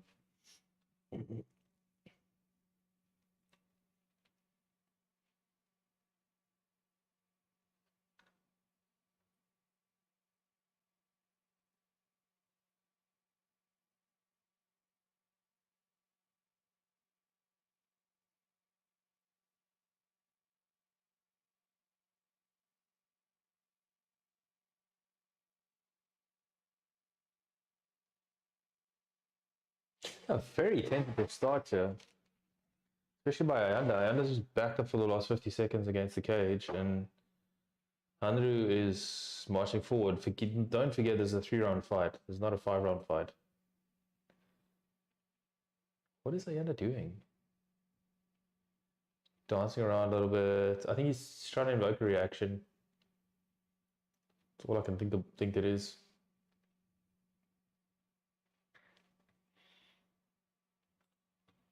Would be nice to get yellow cards back like they had in Pride, so that when people dance around like this and they get a yellow card for stalling pretty much. Don't you guys miss Pride?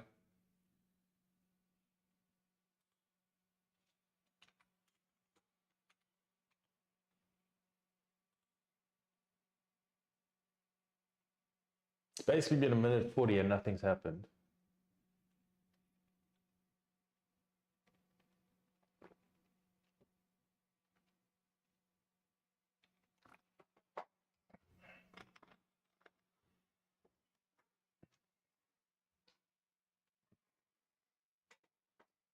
I guess both coming off losses is what you can expect.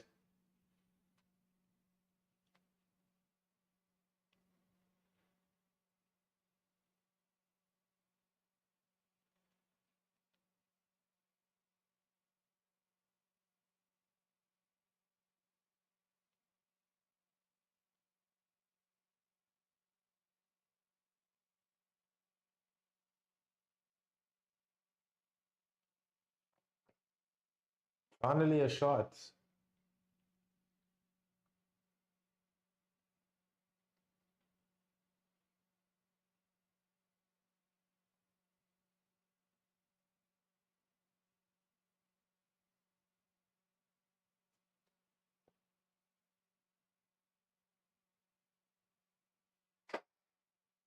Sorry, I almost fell asleep there. It's been 3 minutes and there hasn't been a single punch thrown.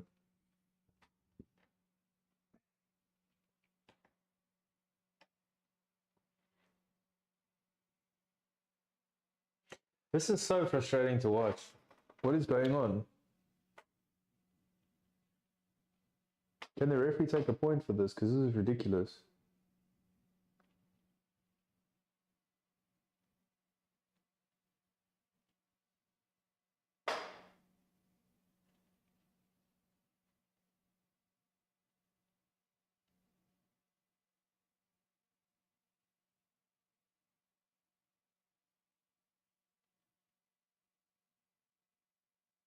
It's the first time in a long time I've been frustrated watching a fight, honestly.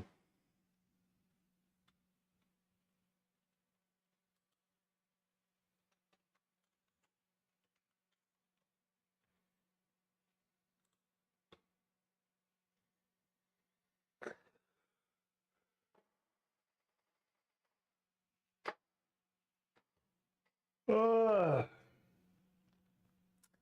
Still not a punch thrown yet. 50 seconds left of the first round.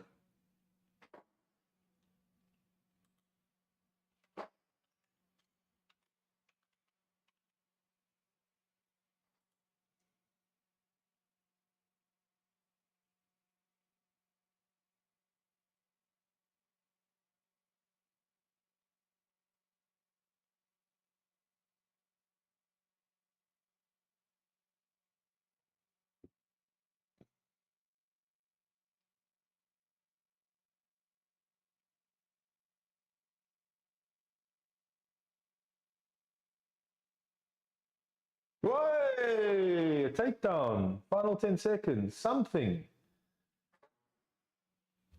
As we end round one, honestly one of the most boring rounds I've ever seen of MMA in my entire life.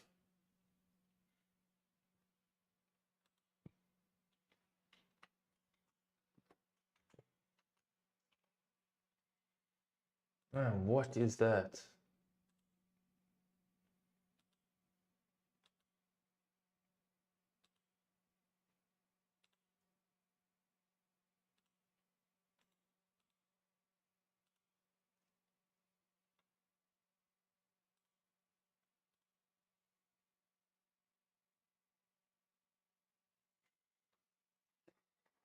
Andrew Boyta's corner is busy shouting. Thank you for the subscribe. Busy shouting at Ayanda Zwane's corner like, you guys, what are you doing? What is this?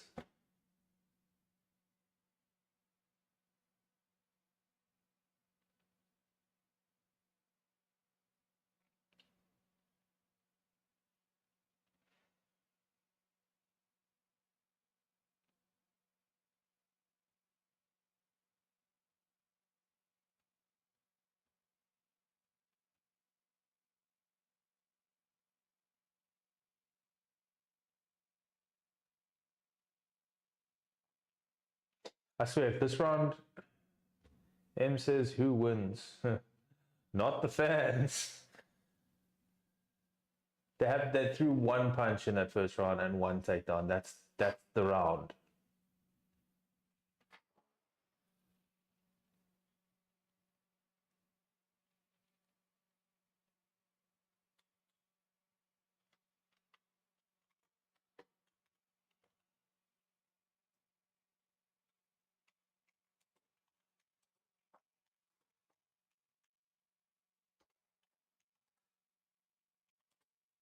Chachan says who shot the takedown? 100 Buerta shot the takedown and got it.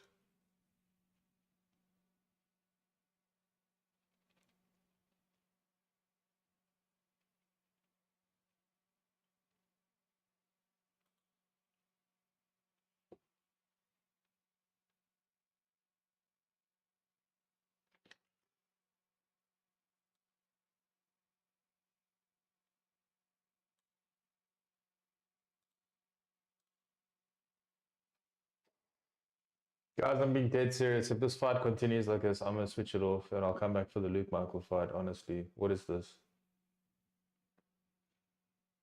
What is the plan of doing that?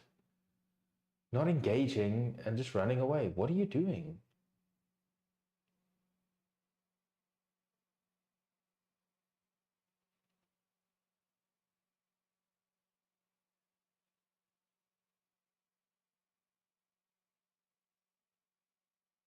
Swane finally took a shot. Counter hit, counter strike. Cameron says, here it goes. Yeah. The snooze fest continues. Yeah. Chacha says, feel free, brother lol. Just let us know who wins and how. Yeah. Fuck.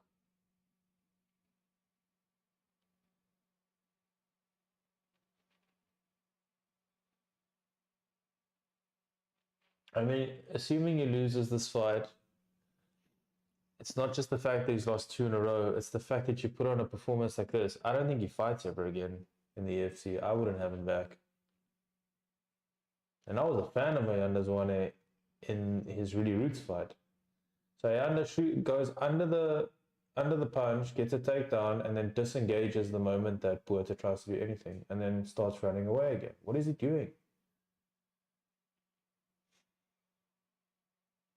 This is odd to watch, honestly.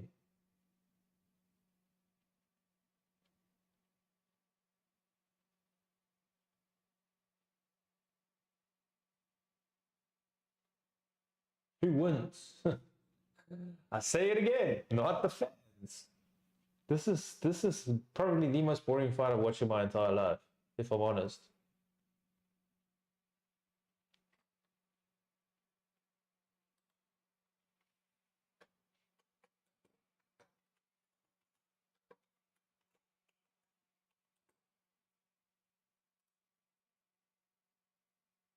So Ayanda's doing this and being cocky in a fight that he hasn't thrown a single punch in. And you know what the worst part about this is? When the fight goes to decision, because it will go to decision, there's no way this fight gets finished.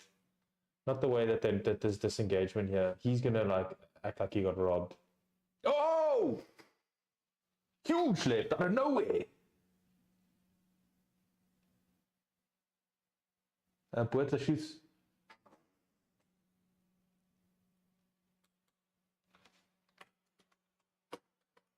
That woke me up.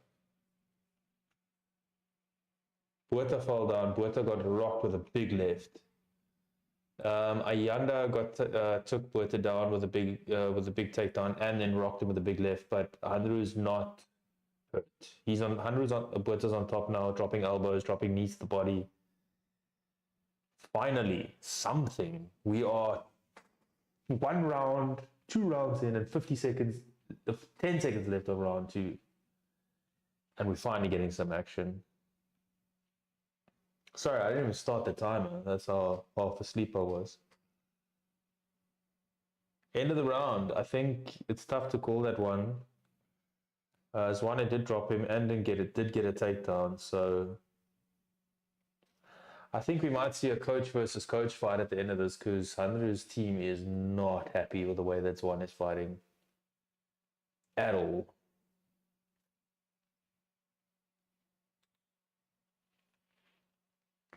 You got to give it to Ayanda, I guess. I mean, he did drop him.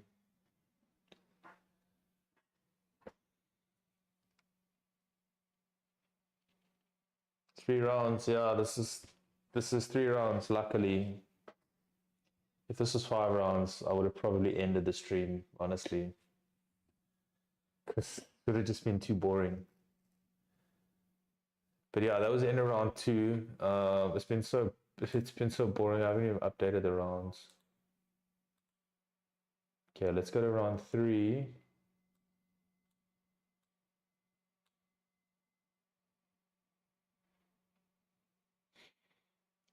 Who's that dude with the peroxide here trying to chat up the ring girls? Did you see that? That's funny.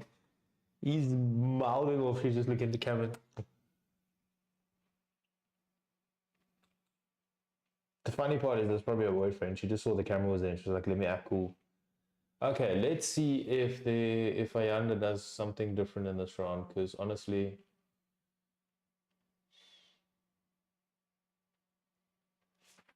oh, is it quiet? Okay, give me a second. Let me switch up the mic.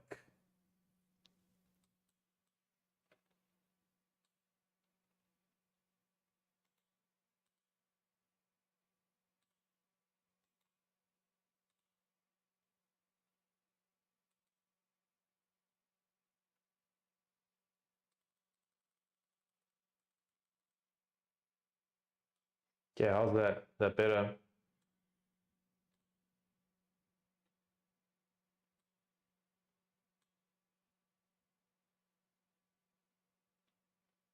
Okay, Cameron says, nah, not here. Joe V says, Leo Carreri, up and coming pro boxing prospect. Leo Carreri.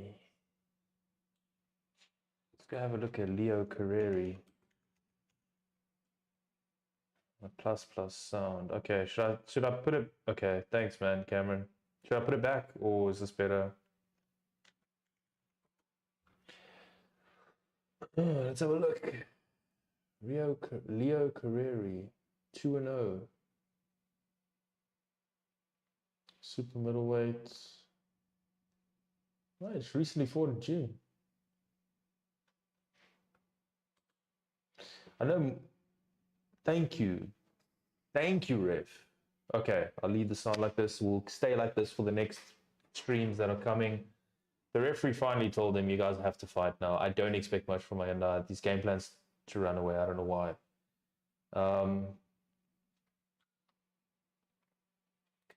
Yeah, guys, I don't know what to tell you about this fight. I'm more with the...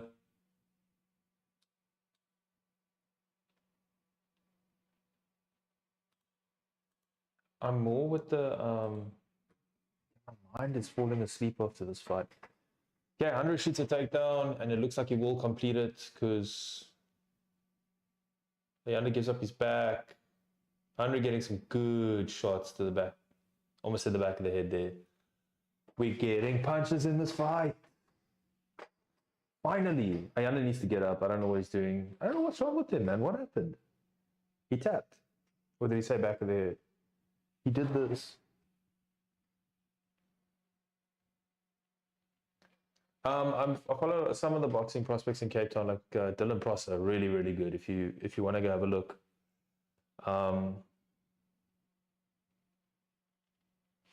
He's got a grin or is he tired? Now Ayanda's engaging. He has to, finally. Nice, leg kick by Ayanda.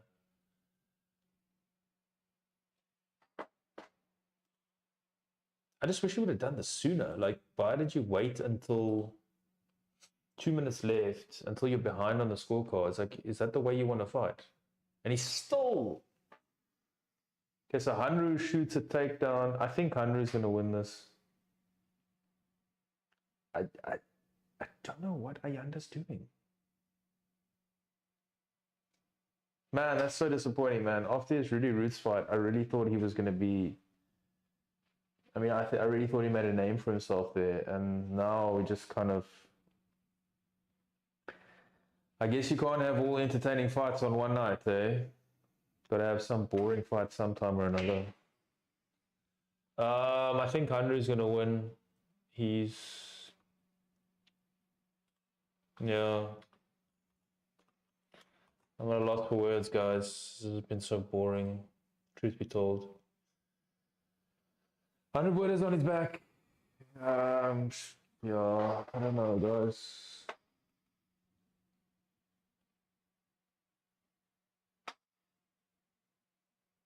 It's not an ankle pick, Simon. It's holding onto his ankle. It's not an ankle pick in that instance.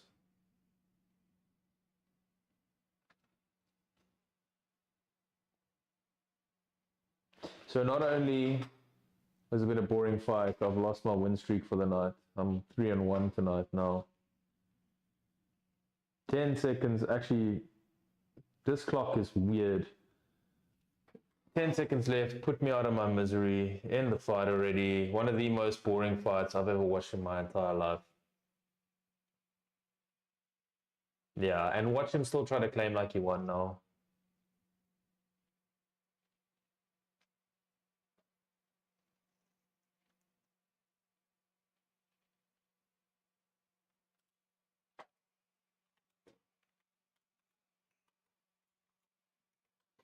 Yes, even the commentator told it, said it's a snoozer. Holy shit. That's how you know. Please ask them why they did. What is...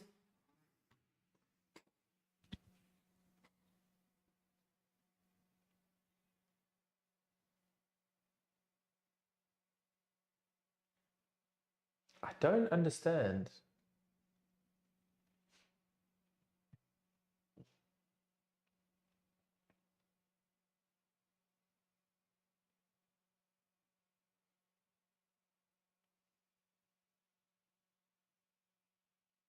I don't get what the game plan was for that fight. Like, honestly, what was your game plan? I'm asking again who wins. They're gonna go to decision now, but I'm 100 but probably 3-0 or 2-1. And I can tell you now Ayanda is gonna be shocked. Which he shouldn't be.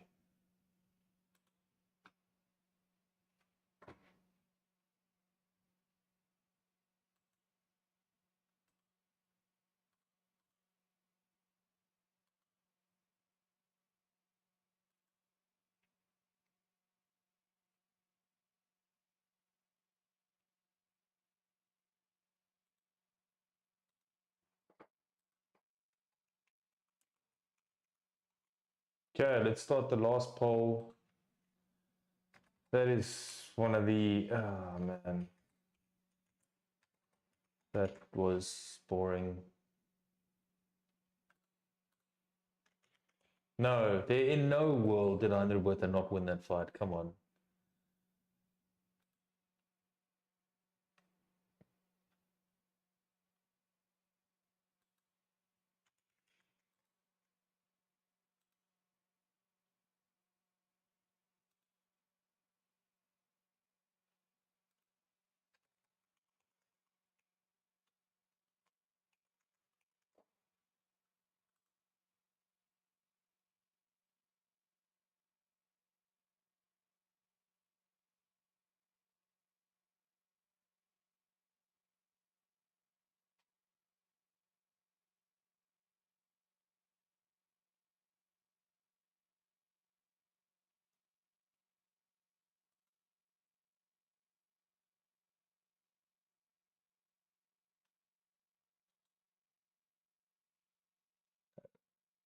We said we love each other.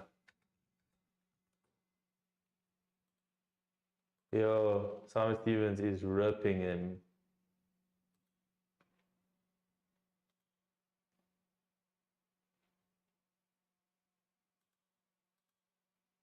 It's not 100 Bota's fault, man. Come on.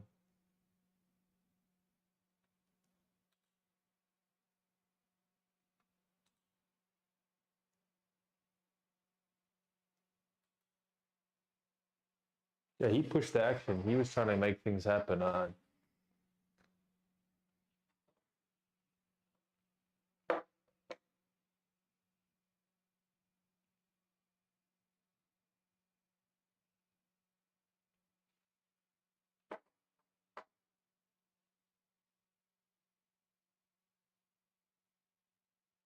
Sure, after a fight like that, 0 damage, you can go train tomorrow.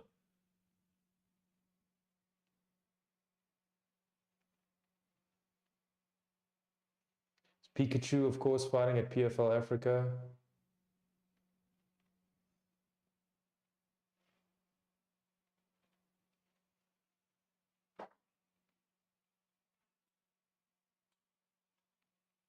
No, don't hear from Ayana.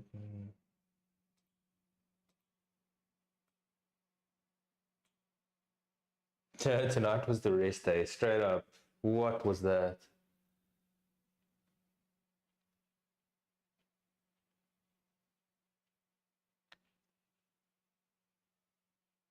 It's not backstage, this interview. It's on the stage.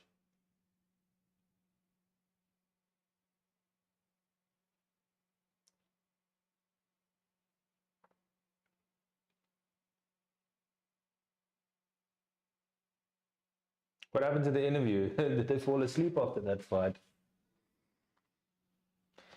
Hey, why we got Ilya Taporia on this fight? I wish we could watch that fight over. Unfortunately, it's not the fight. Where's the fight? Let's get the real fight up here.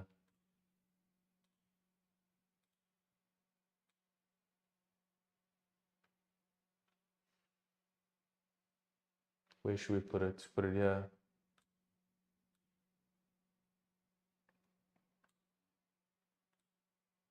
There we go. Let's do it like that.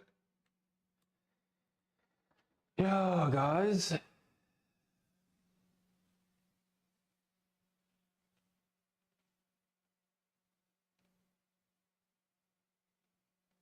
Man, it's so crazy. All these people they're showing now, the days of DeMart Penner, Champion Dolce, Drickus. I bet Ilya takes Charles out. Yeah, me too. I think knockout in round 1, right? I reckon. Left hook. That is actually what I did call knockout, but I didn't say round 1 in the fight, but I think I said round 2.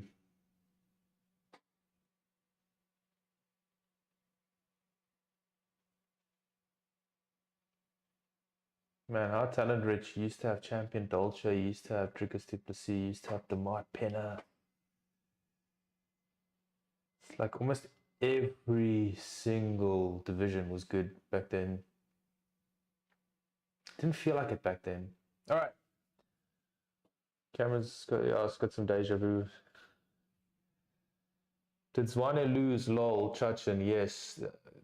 To be honest with you, not only did he lose, the fans lost. I say again, because honestly, you can see the bags under my eyes after that fight. I look like I've just slept for a day and a half after that.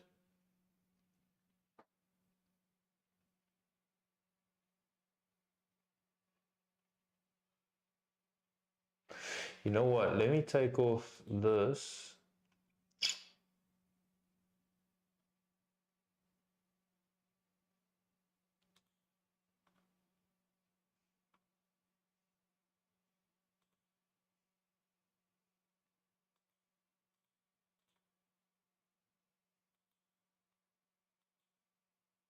Do this and then bring this here.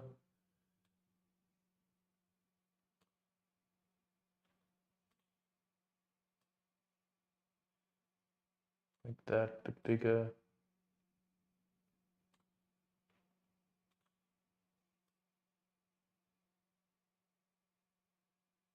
Why is my mouse tripping out?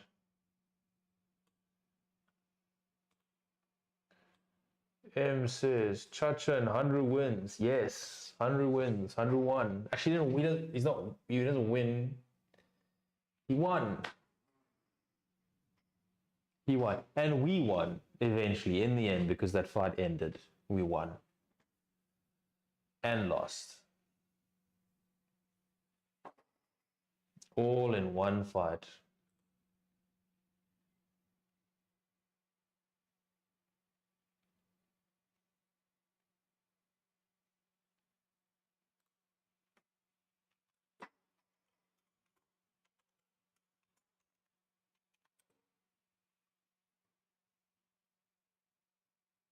M says, I won money. How much did you win?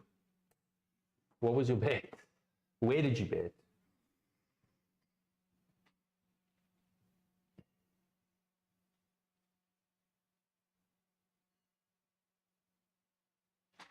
Thanks, Hanru.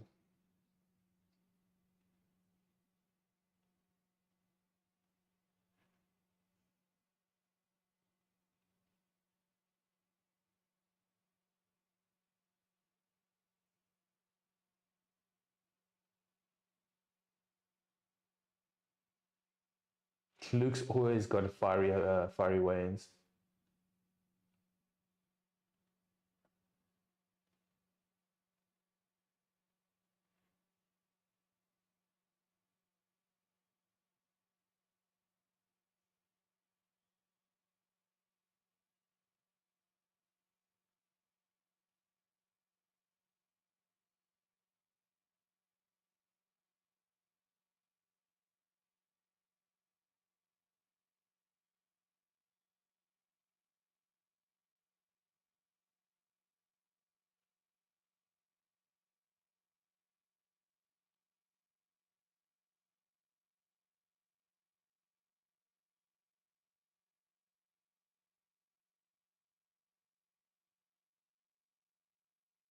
Just 10 and 127. US dollars or ZAR.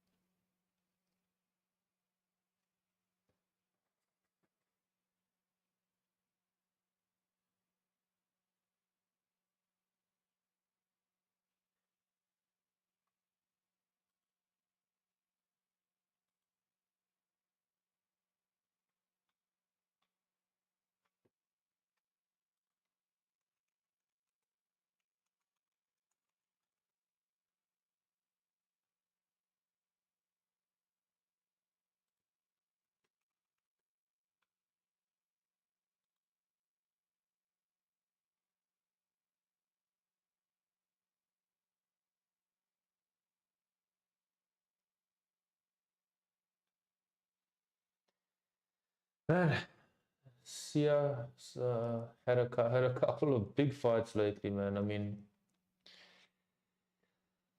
he fought in April, he fought in June, and now he's fighting 3 weeks later. It's crazy. Coming off a 3 week loss. Don't know. I always got Luke. I think Luke wins.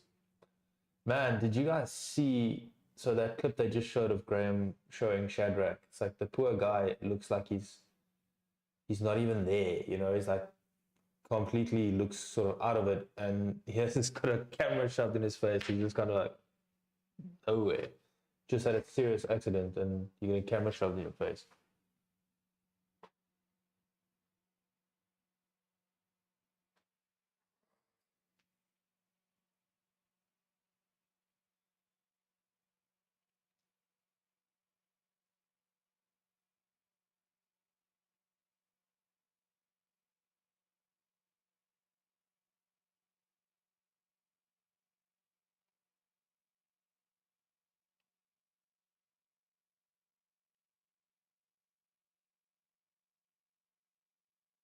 They didn't have any security at those original weigh-ins, eh?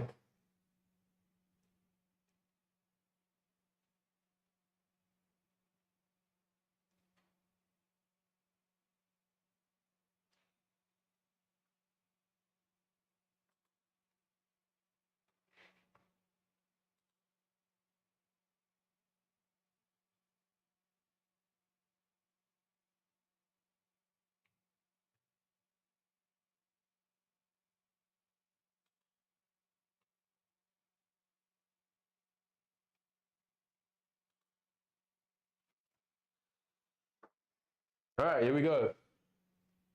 Michael versus Nomvemve. Build up is done. Get to the fight.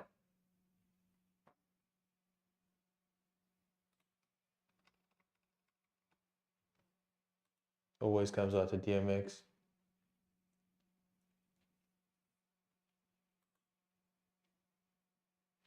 I think this one could be over fairly quickly. I think Luke by ground and pound, honestly. We know what Luke's going to do. Luke's going to shoot. He's going to grapple and go for ground and pound or a submission.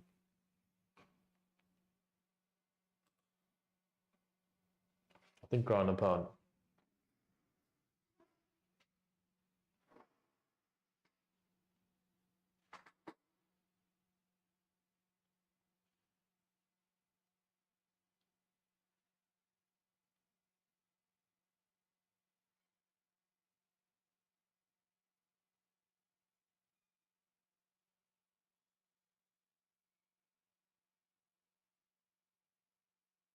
Six days notice. I wonder if they paid him more. Wow, this whole event's just fallen flat after that last fight. It shows you how one bad fight can make an event fall flat. I feel tired now.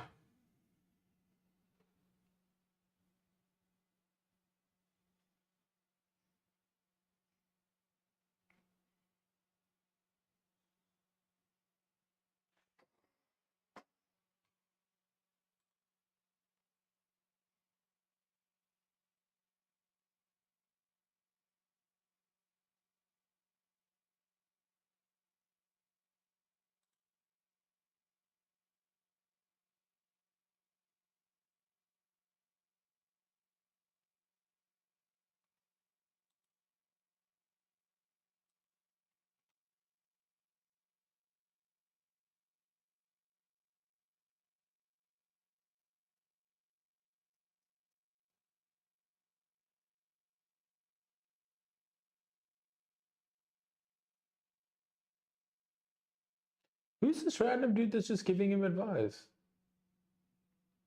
that his dad? How are they letting this happen? You're not allowed to just walk towards the fighters.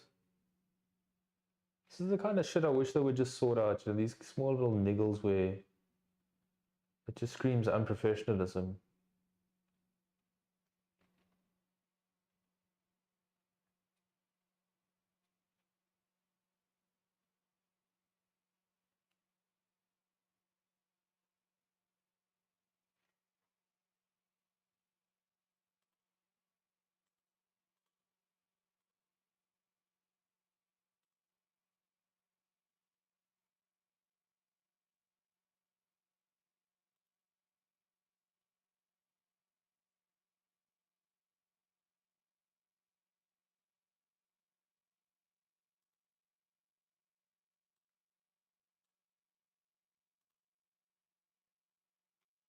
Okay, in walks Luke Michael. I believe this is his 4th or 5th title fight now in this recent getting the belt, losing it, getting it back.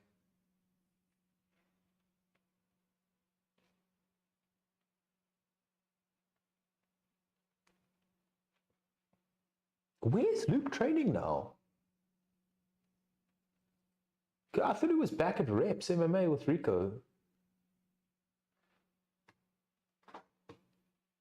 I know he has his own gym, of course, but where is he training now?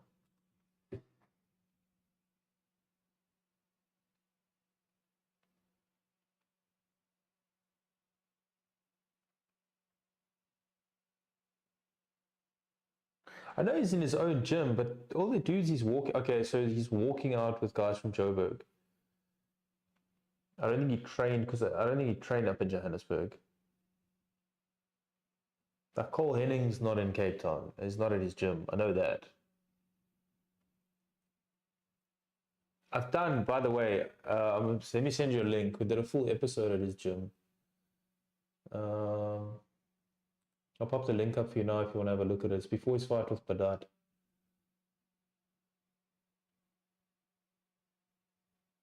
Where is it?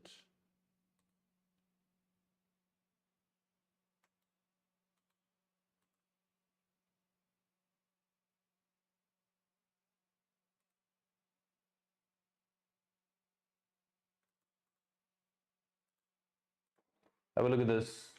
I think you'll enjoy it.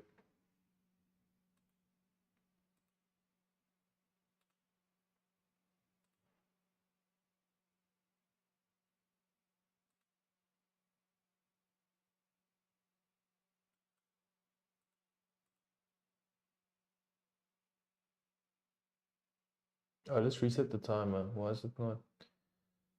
I'm so behind today on this. Okay.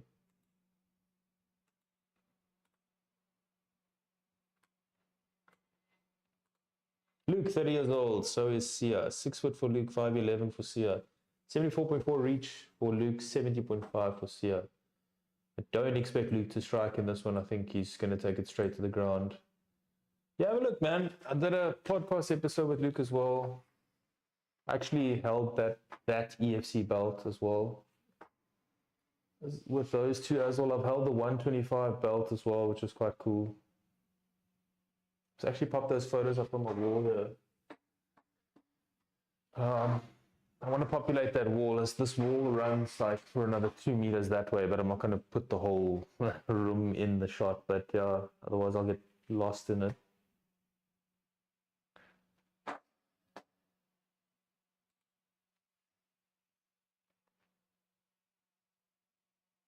Luke's got a lot of sponsors.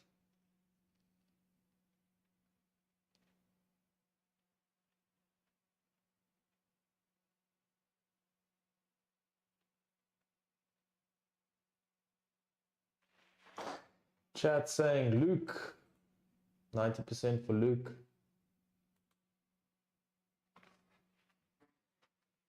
All right, I'm going for Luke. Second round, first or second round, ground and pound, or sub, but probably ground and pound. Second round.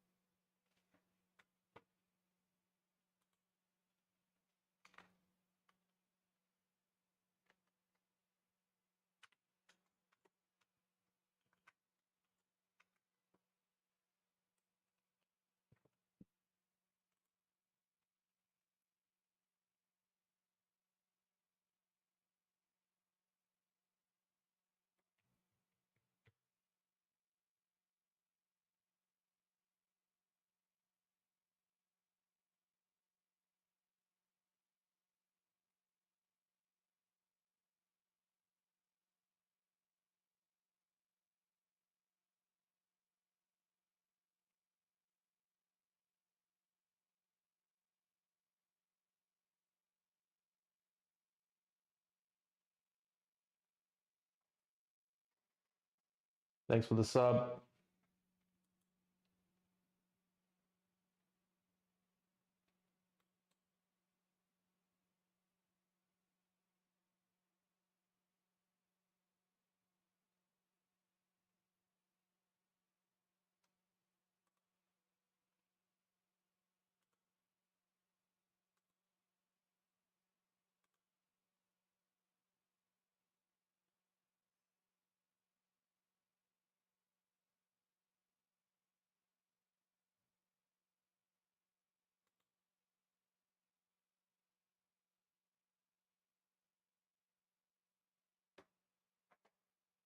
Luke throws a kick. Luke shoots. Nomvemve stops it really well. Luke sort of eats a shot. Nomvemve is getting a nice underhook there, but Luke's going to grind him down here and takes it. Luke takes him down with a big, big takedown. This is Luke's game.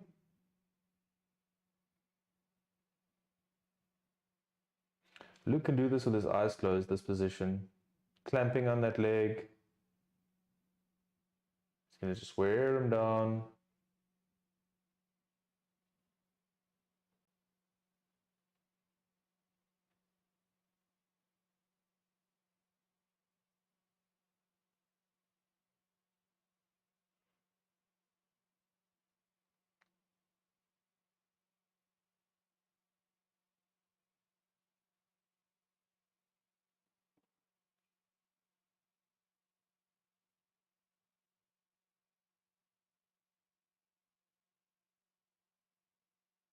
Heavy shoulder pressure there by Luke.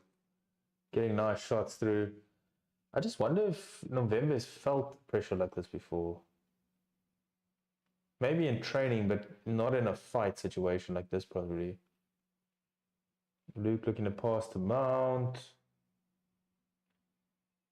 Luke does have a tendency sometimes of getting rolled over in this position by putting too much pressure on. But he looks like he's distributed his weight well now. Nice knee to the body there.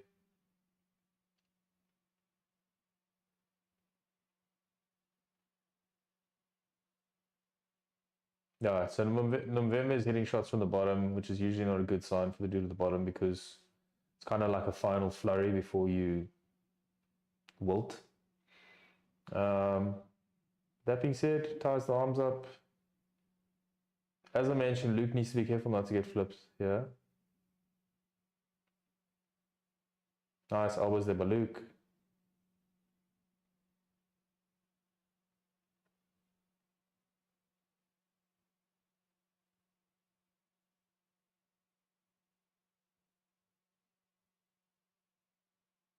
Nice elbows there by Luke. Big elbows by Luke.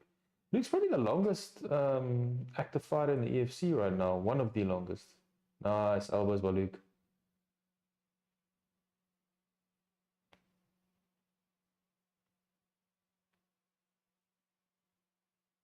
Oh, big elbows. Big elbows. I think maybe sensing there's a chance to finish the fight here. I mean, I would imagine the grappling, they are worlds apart in that department. I mean, Luke's been grappling since he was like 15.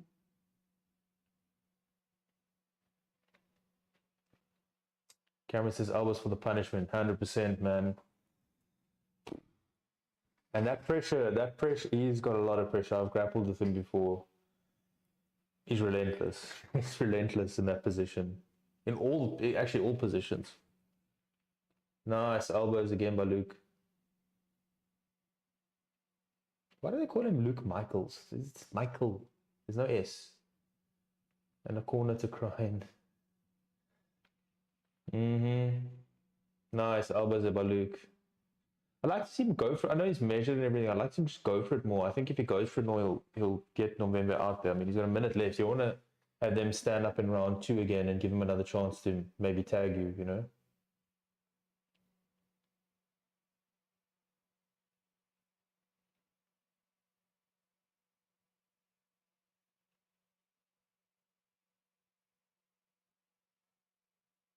The thing with Luke is, though, he has a tendency to get tired because he just go. And the longer he takes to put Nomvemve away, the more we, yeah, okay, Nomvemve's busted open now though, as I say that.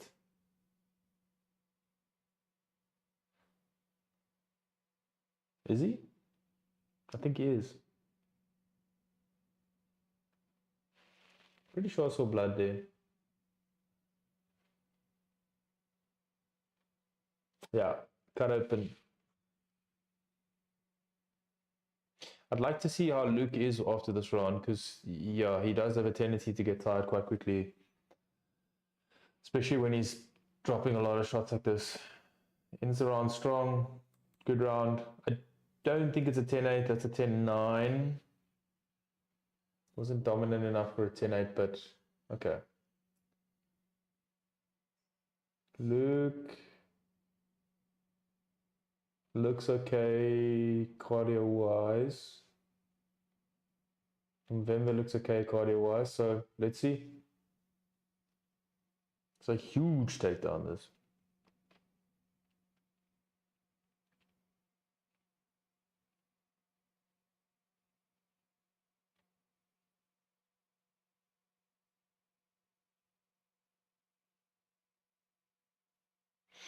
Some of those shots missed though. Some of those shots were hitting on the chest, but those are some big elbows. Like, Nomvemve was not liking that.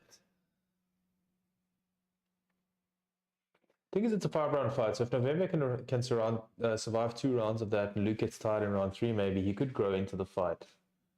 But again, you don't want to be taking elbows like that consistently, because eventually it's going to all add up.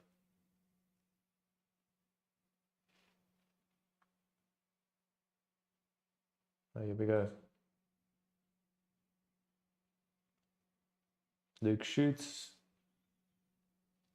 ducks under the shot, under the punch, shoots, gets him down with ease yet again. It's going to be a repeat of round 1.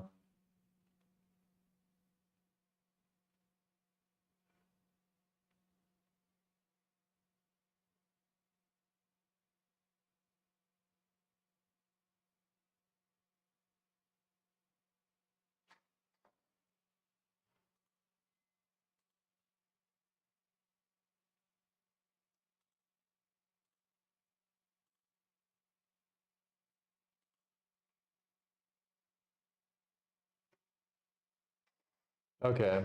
Yeah, I know he was training with Rico now again.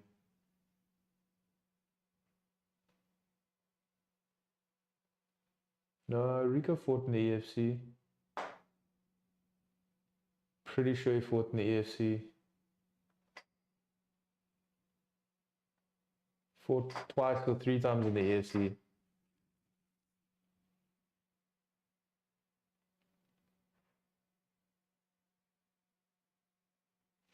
Yeah, there's my answer on the training. Mind you, the way that these commentators talk saying Rico never fought in the EFC, I don't think that is true.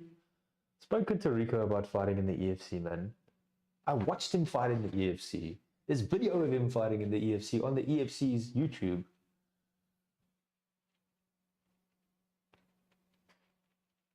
Dude, Rico Hutton is the one person you never want to be under when in a grappling match, let alone a fight. That is the one time in my life someone's like just laid in a normal side control and I've involuntarily gone because of how much pressure was there. It is stupid amounts.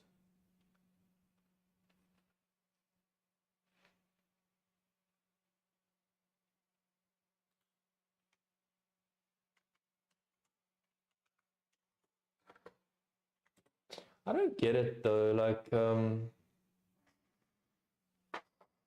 never mind. I do hope though that Luke, if for Luke's sake, that he puts him away soon, because I can see Nomvemve growing into this fight if he can survive round 2. Do you train at Rico? Where do you train?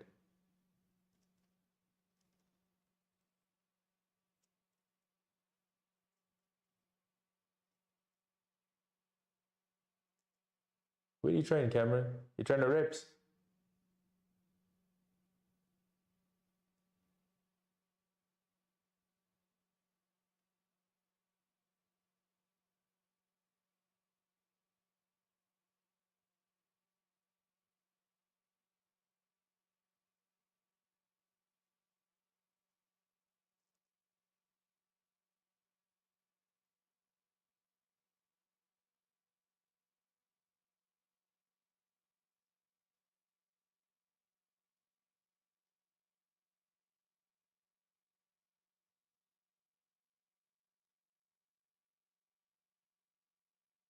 Okay. I was gonna say I left. I mean, I left Cape Town a year ago, but I stopped training reps 2 years ago. Just didn't have time anymore for jits. But I still keep close contact with everybody there. But man, Rico Hatting in his prime, he head kicked me the one day in sparring when I was still at university.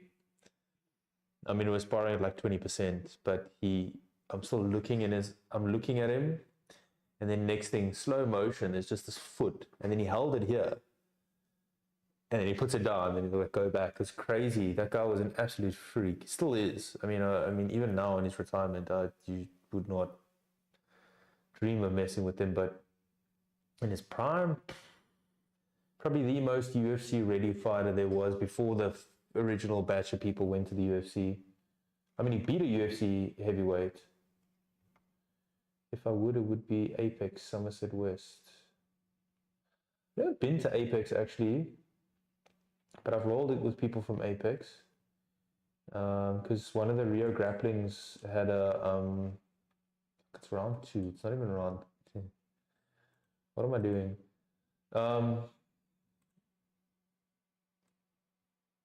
Okay, let's have a look if Luke doesn't seem tired. I think they've sorted. I think Rep's sorted his cardio, hopefully. Touch wood. There's a Rio grappling in Somerset West. It's called Brothers in Grappling. And a couple of people came for the opening from Apex. I rolled against them. Never been though. Wanted to go. Nomvemve was like throwing punches from the bottom.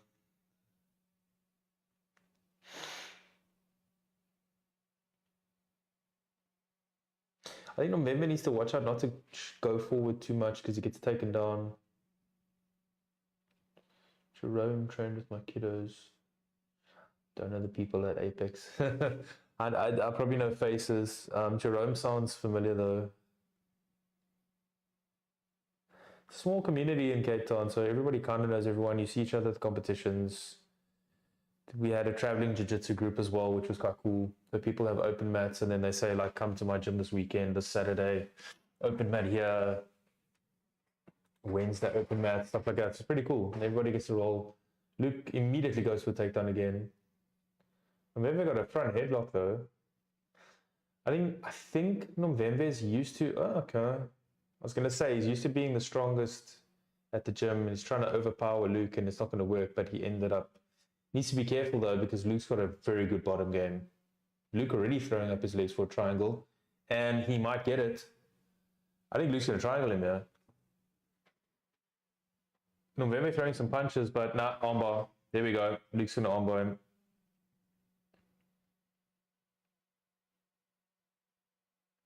Luke's got the armbar on.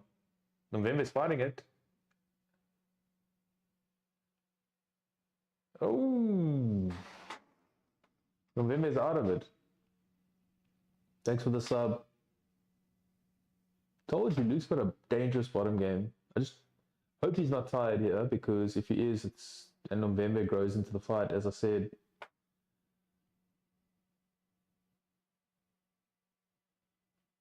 See if Luke goes for some more attacks here.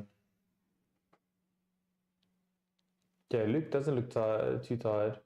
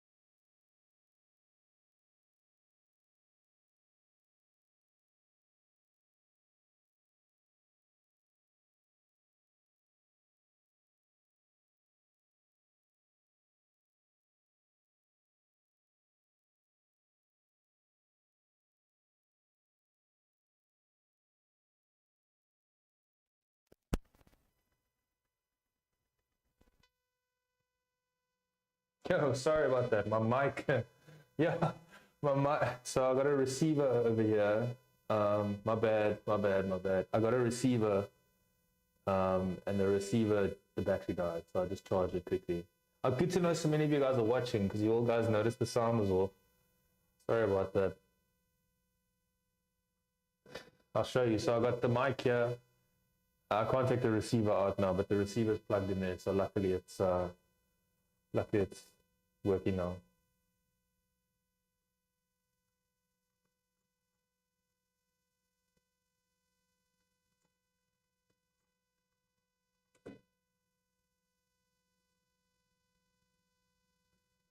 Okay, Luke's still on top. I didn't start the timer. What round to go? This is round, man, this thing's all over the place. Round 4.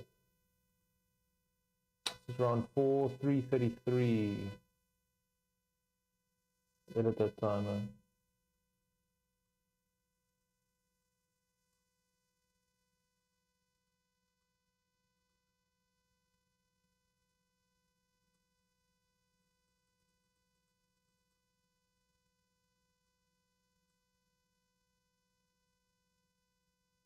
Okay, timer's right now. There you go.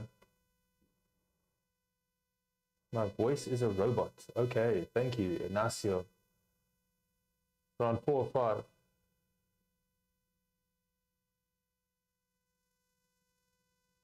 Mute, it's okay sound. Your voice is a robot. Okay.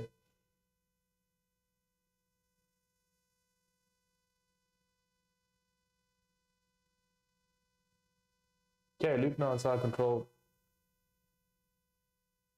Buran Flawn, I don't know what that means. I don't know what that means.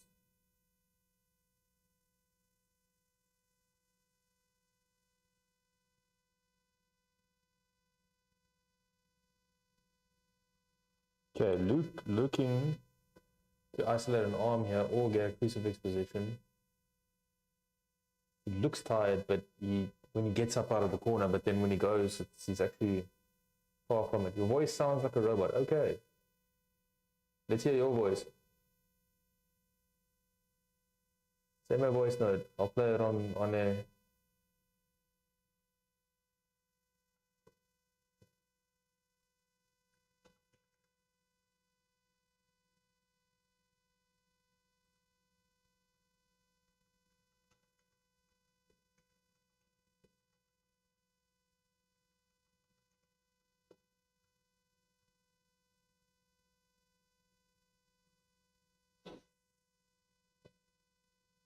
Do you live in Santiago, Chile? Or Castro, Chile?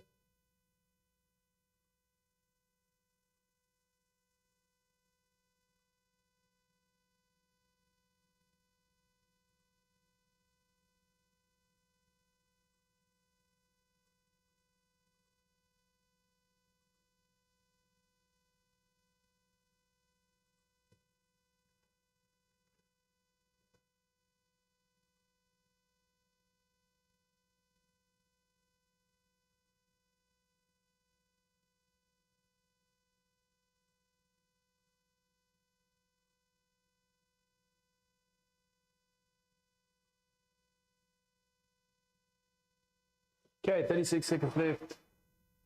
Let's see.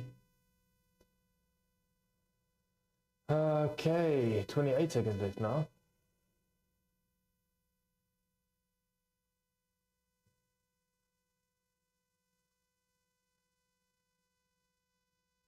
Wait, what? That round just ended 15 seconds early. What the hell was that?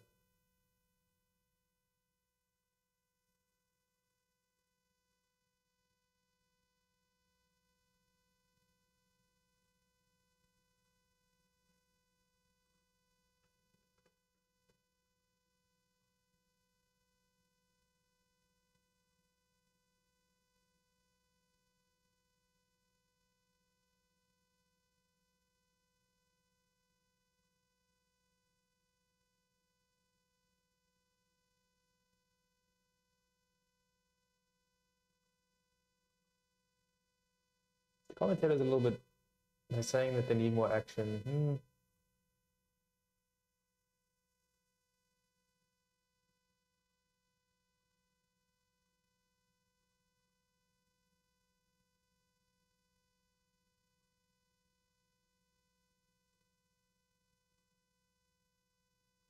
Exactly. Why would you make any changes if you're winning the fight?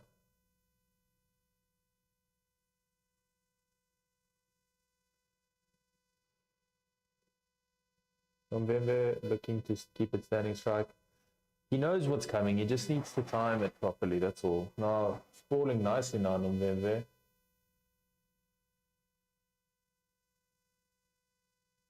It's pretty much 4 rounds to 0, right? I mean, there's no other...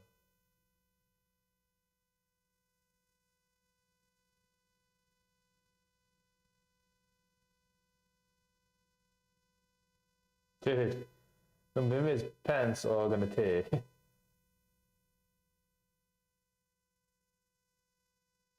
And third.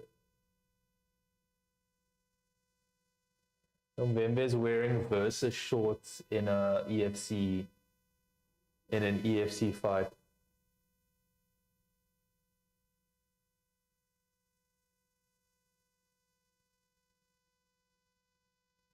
Yeah, Luke's just so relentless with that.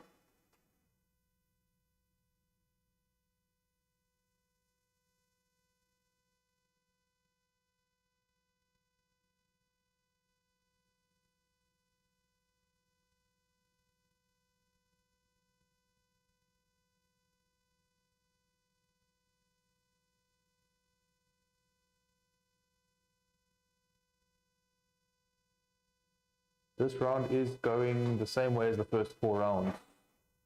I do expect it to be pretty much 50-45. Especially if it stays like this.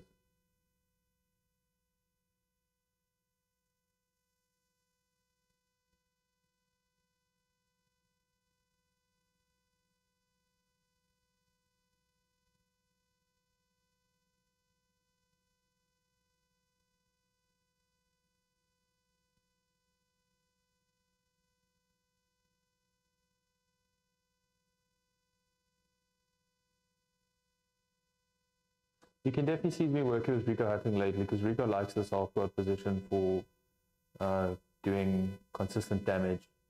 Mount can be fairly risky to get like bumped off, but if you're sure you go to mount, if you're not, you can stay in half-guard. Nothing wrong with being in half-guard, getting shots. He's now trying to get pin Sio's arm behind his back, which he's done. Nice shots there by Luke.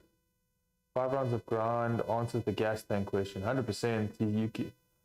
I mean, one thing about Rico is if you train and you train you do everything that they tell you to do, you will not be tired. Your gas tank will be huge. So I'm happy to see that's happened. He started his career with Rico. It's good that he's back with Rico. I still voice noted him or sent him a message, bunch of messages, spoke about it with him, telling him I'm glad he's back, and he said he was glad to be back because full circle, man. Started at like 15 or 16 with Rico. Now his champion is back. Okay, Luke getting his arm underneath, looking to choke. Nomvemve just hitting shots, not really defending.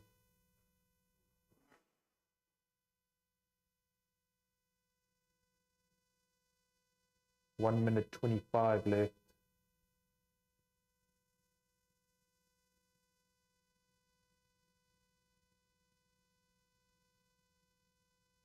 Okay, there he's got the body triangle on the right side, Luke does.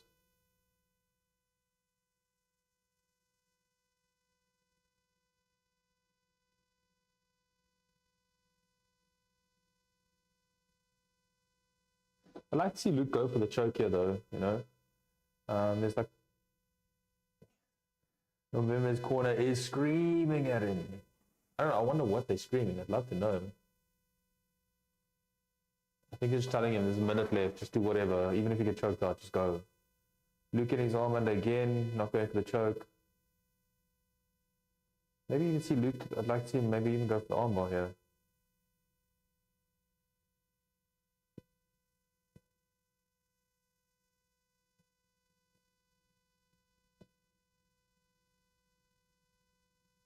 You can say what they want about like not finishing the fight or anything like that, but as the one who's in the dominant position, there's no point in taking unnecessary risks, and the one that's in the less dominant position, it's on them to get out of it. Look, you got 4 seconds left. Don't celebrate too early.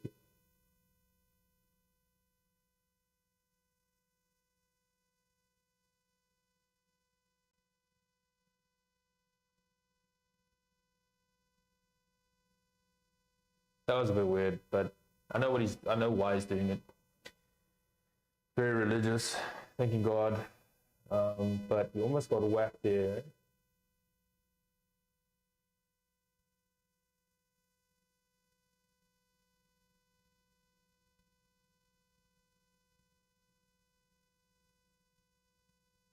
Too soon, not a good look. Yep.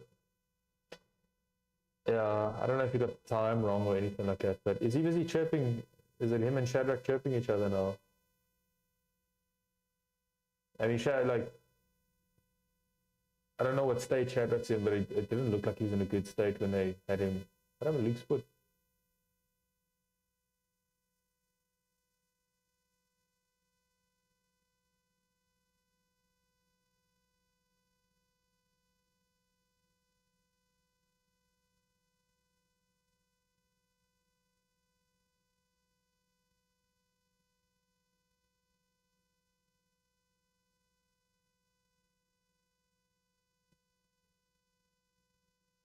Yeah, I think it's just like was overcome with emotion, but yeah, I mean,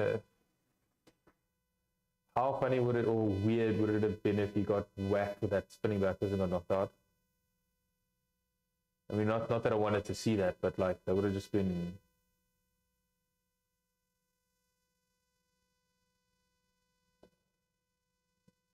I mean, I'm pretty sure Nomvemve would probably be like, yeah, you didn't do that damage, and blah, blah, blah, but it's still on you to get out of it.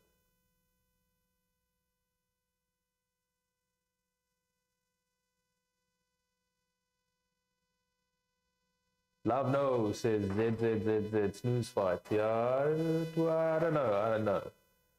Did you watch the Ayanda Zwane fight before this? Love no says very low skill. I disagree. I think Luke has got a lot of grappling skill. It's hard to get out from underneath. He might not do as much damage as you would hope on top, but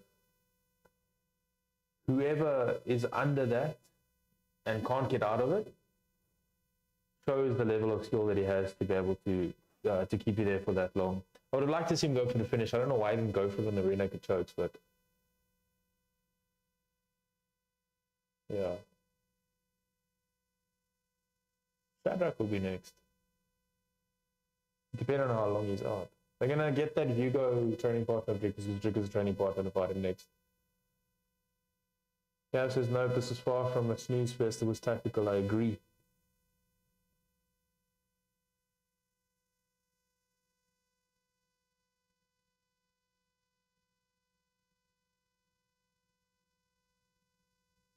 Still can't believe Willie van Rooyen's not fighting overseas.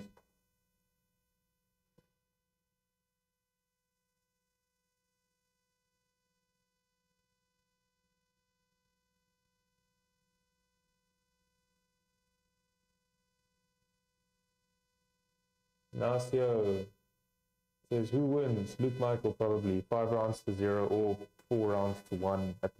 At best, it's 4 rounds to 1 for Luke.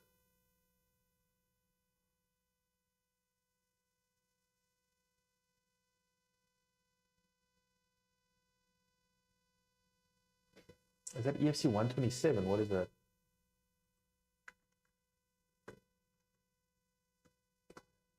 Let's see the records of the dudes who. No, it's 126. Next. It's August next month. Thank you for the sub, whoever subbed. Much appreciated. Luke Michael takes the win by decision, 100%. Ignacio says, thanks for the info. My pleasure. My pleasure. I can sound like a robot. All right, let's have a look here. So, still nothing about the opponent.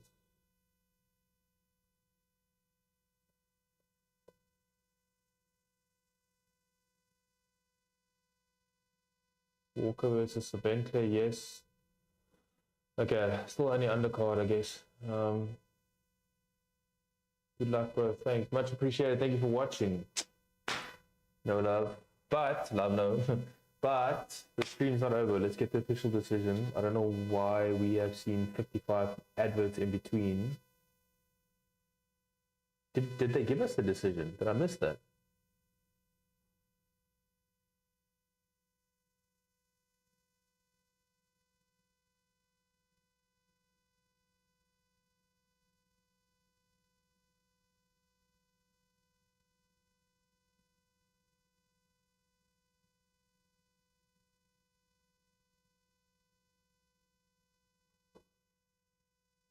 Wait, hold up. Did they? Okay. So why would it take this long? Why would there be like 65 adverts in between?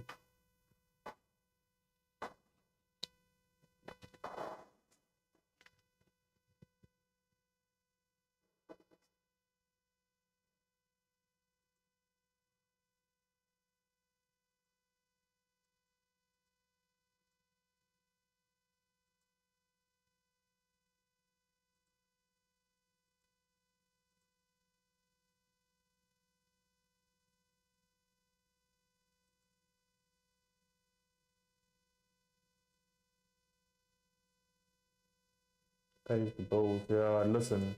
Knox better be paying them a shitload of money because it's like a Knox advert, like 3 in every break, pretty much. You can start a drinking game with that. I wonder what everybody stood and did in the hexagon while they were doing that. 50-43.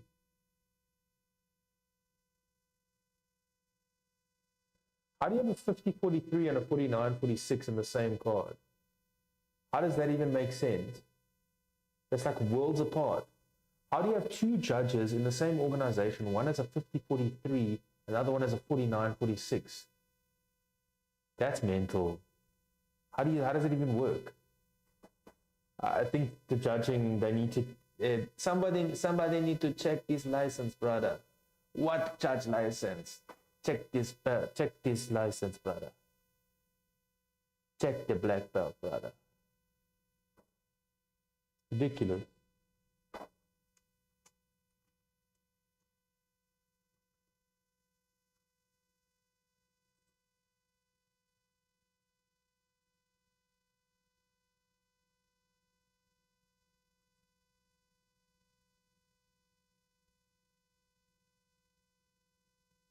Shit, man.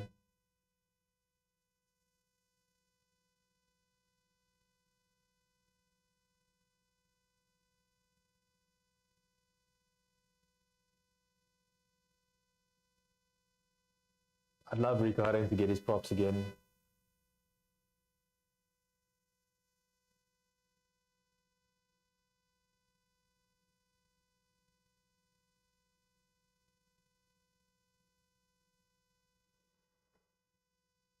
There's a reason why Rico Hutton was the first podcast I ever did. That guy deserves so much, man. That guy's a certified legend of South African MMA and Jiu-Jitsu. First ever black belt out of Cape Town.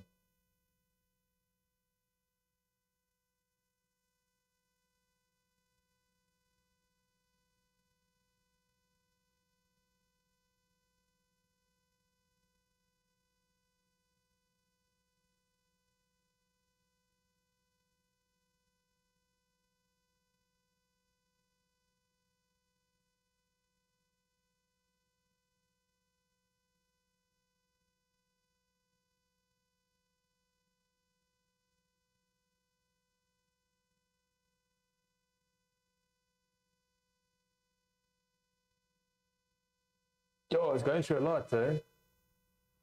Lost his baby, his grandmother's battling cancer.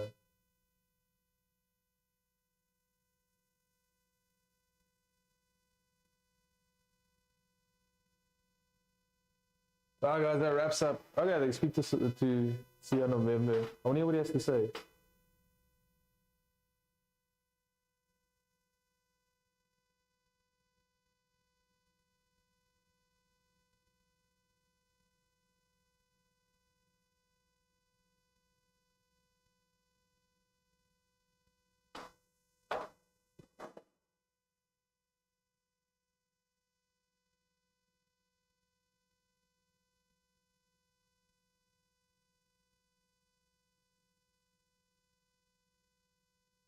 Much appreciated, Cameron.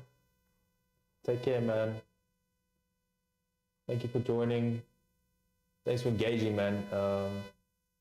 See you at the next one, which will be UFC 318, I think, eh? All right, guys, I'm going to wrap it up right there. Thank you so much for watching. I hope you guys enjoyed the live stream. If you guys want to check out my latest videos, please make sure to have a look out on the channel. Keep an eye out for some cool videos coming up, and I will see you guys for the next one, UFC 318 in August. Have a good one. Oh, is it in August? It's the end of July. I actually don't know anymore. All right, but anyways, have a good evening, guys. It's been real. Cheers. Hey guys, do you want a beer?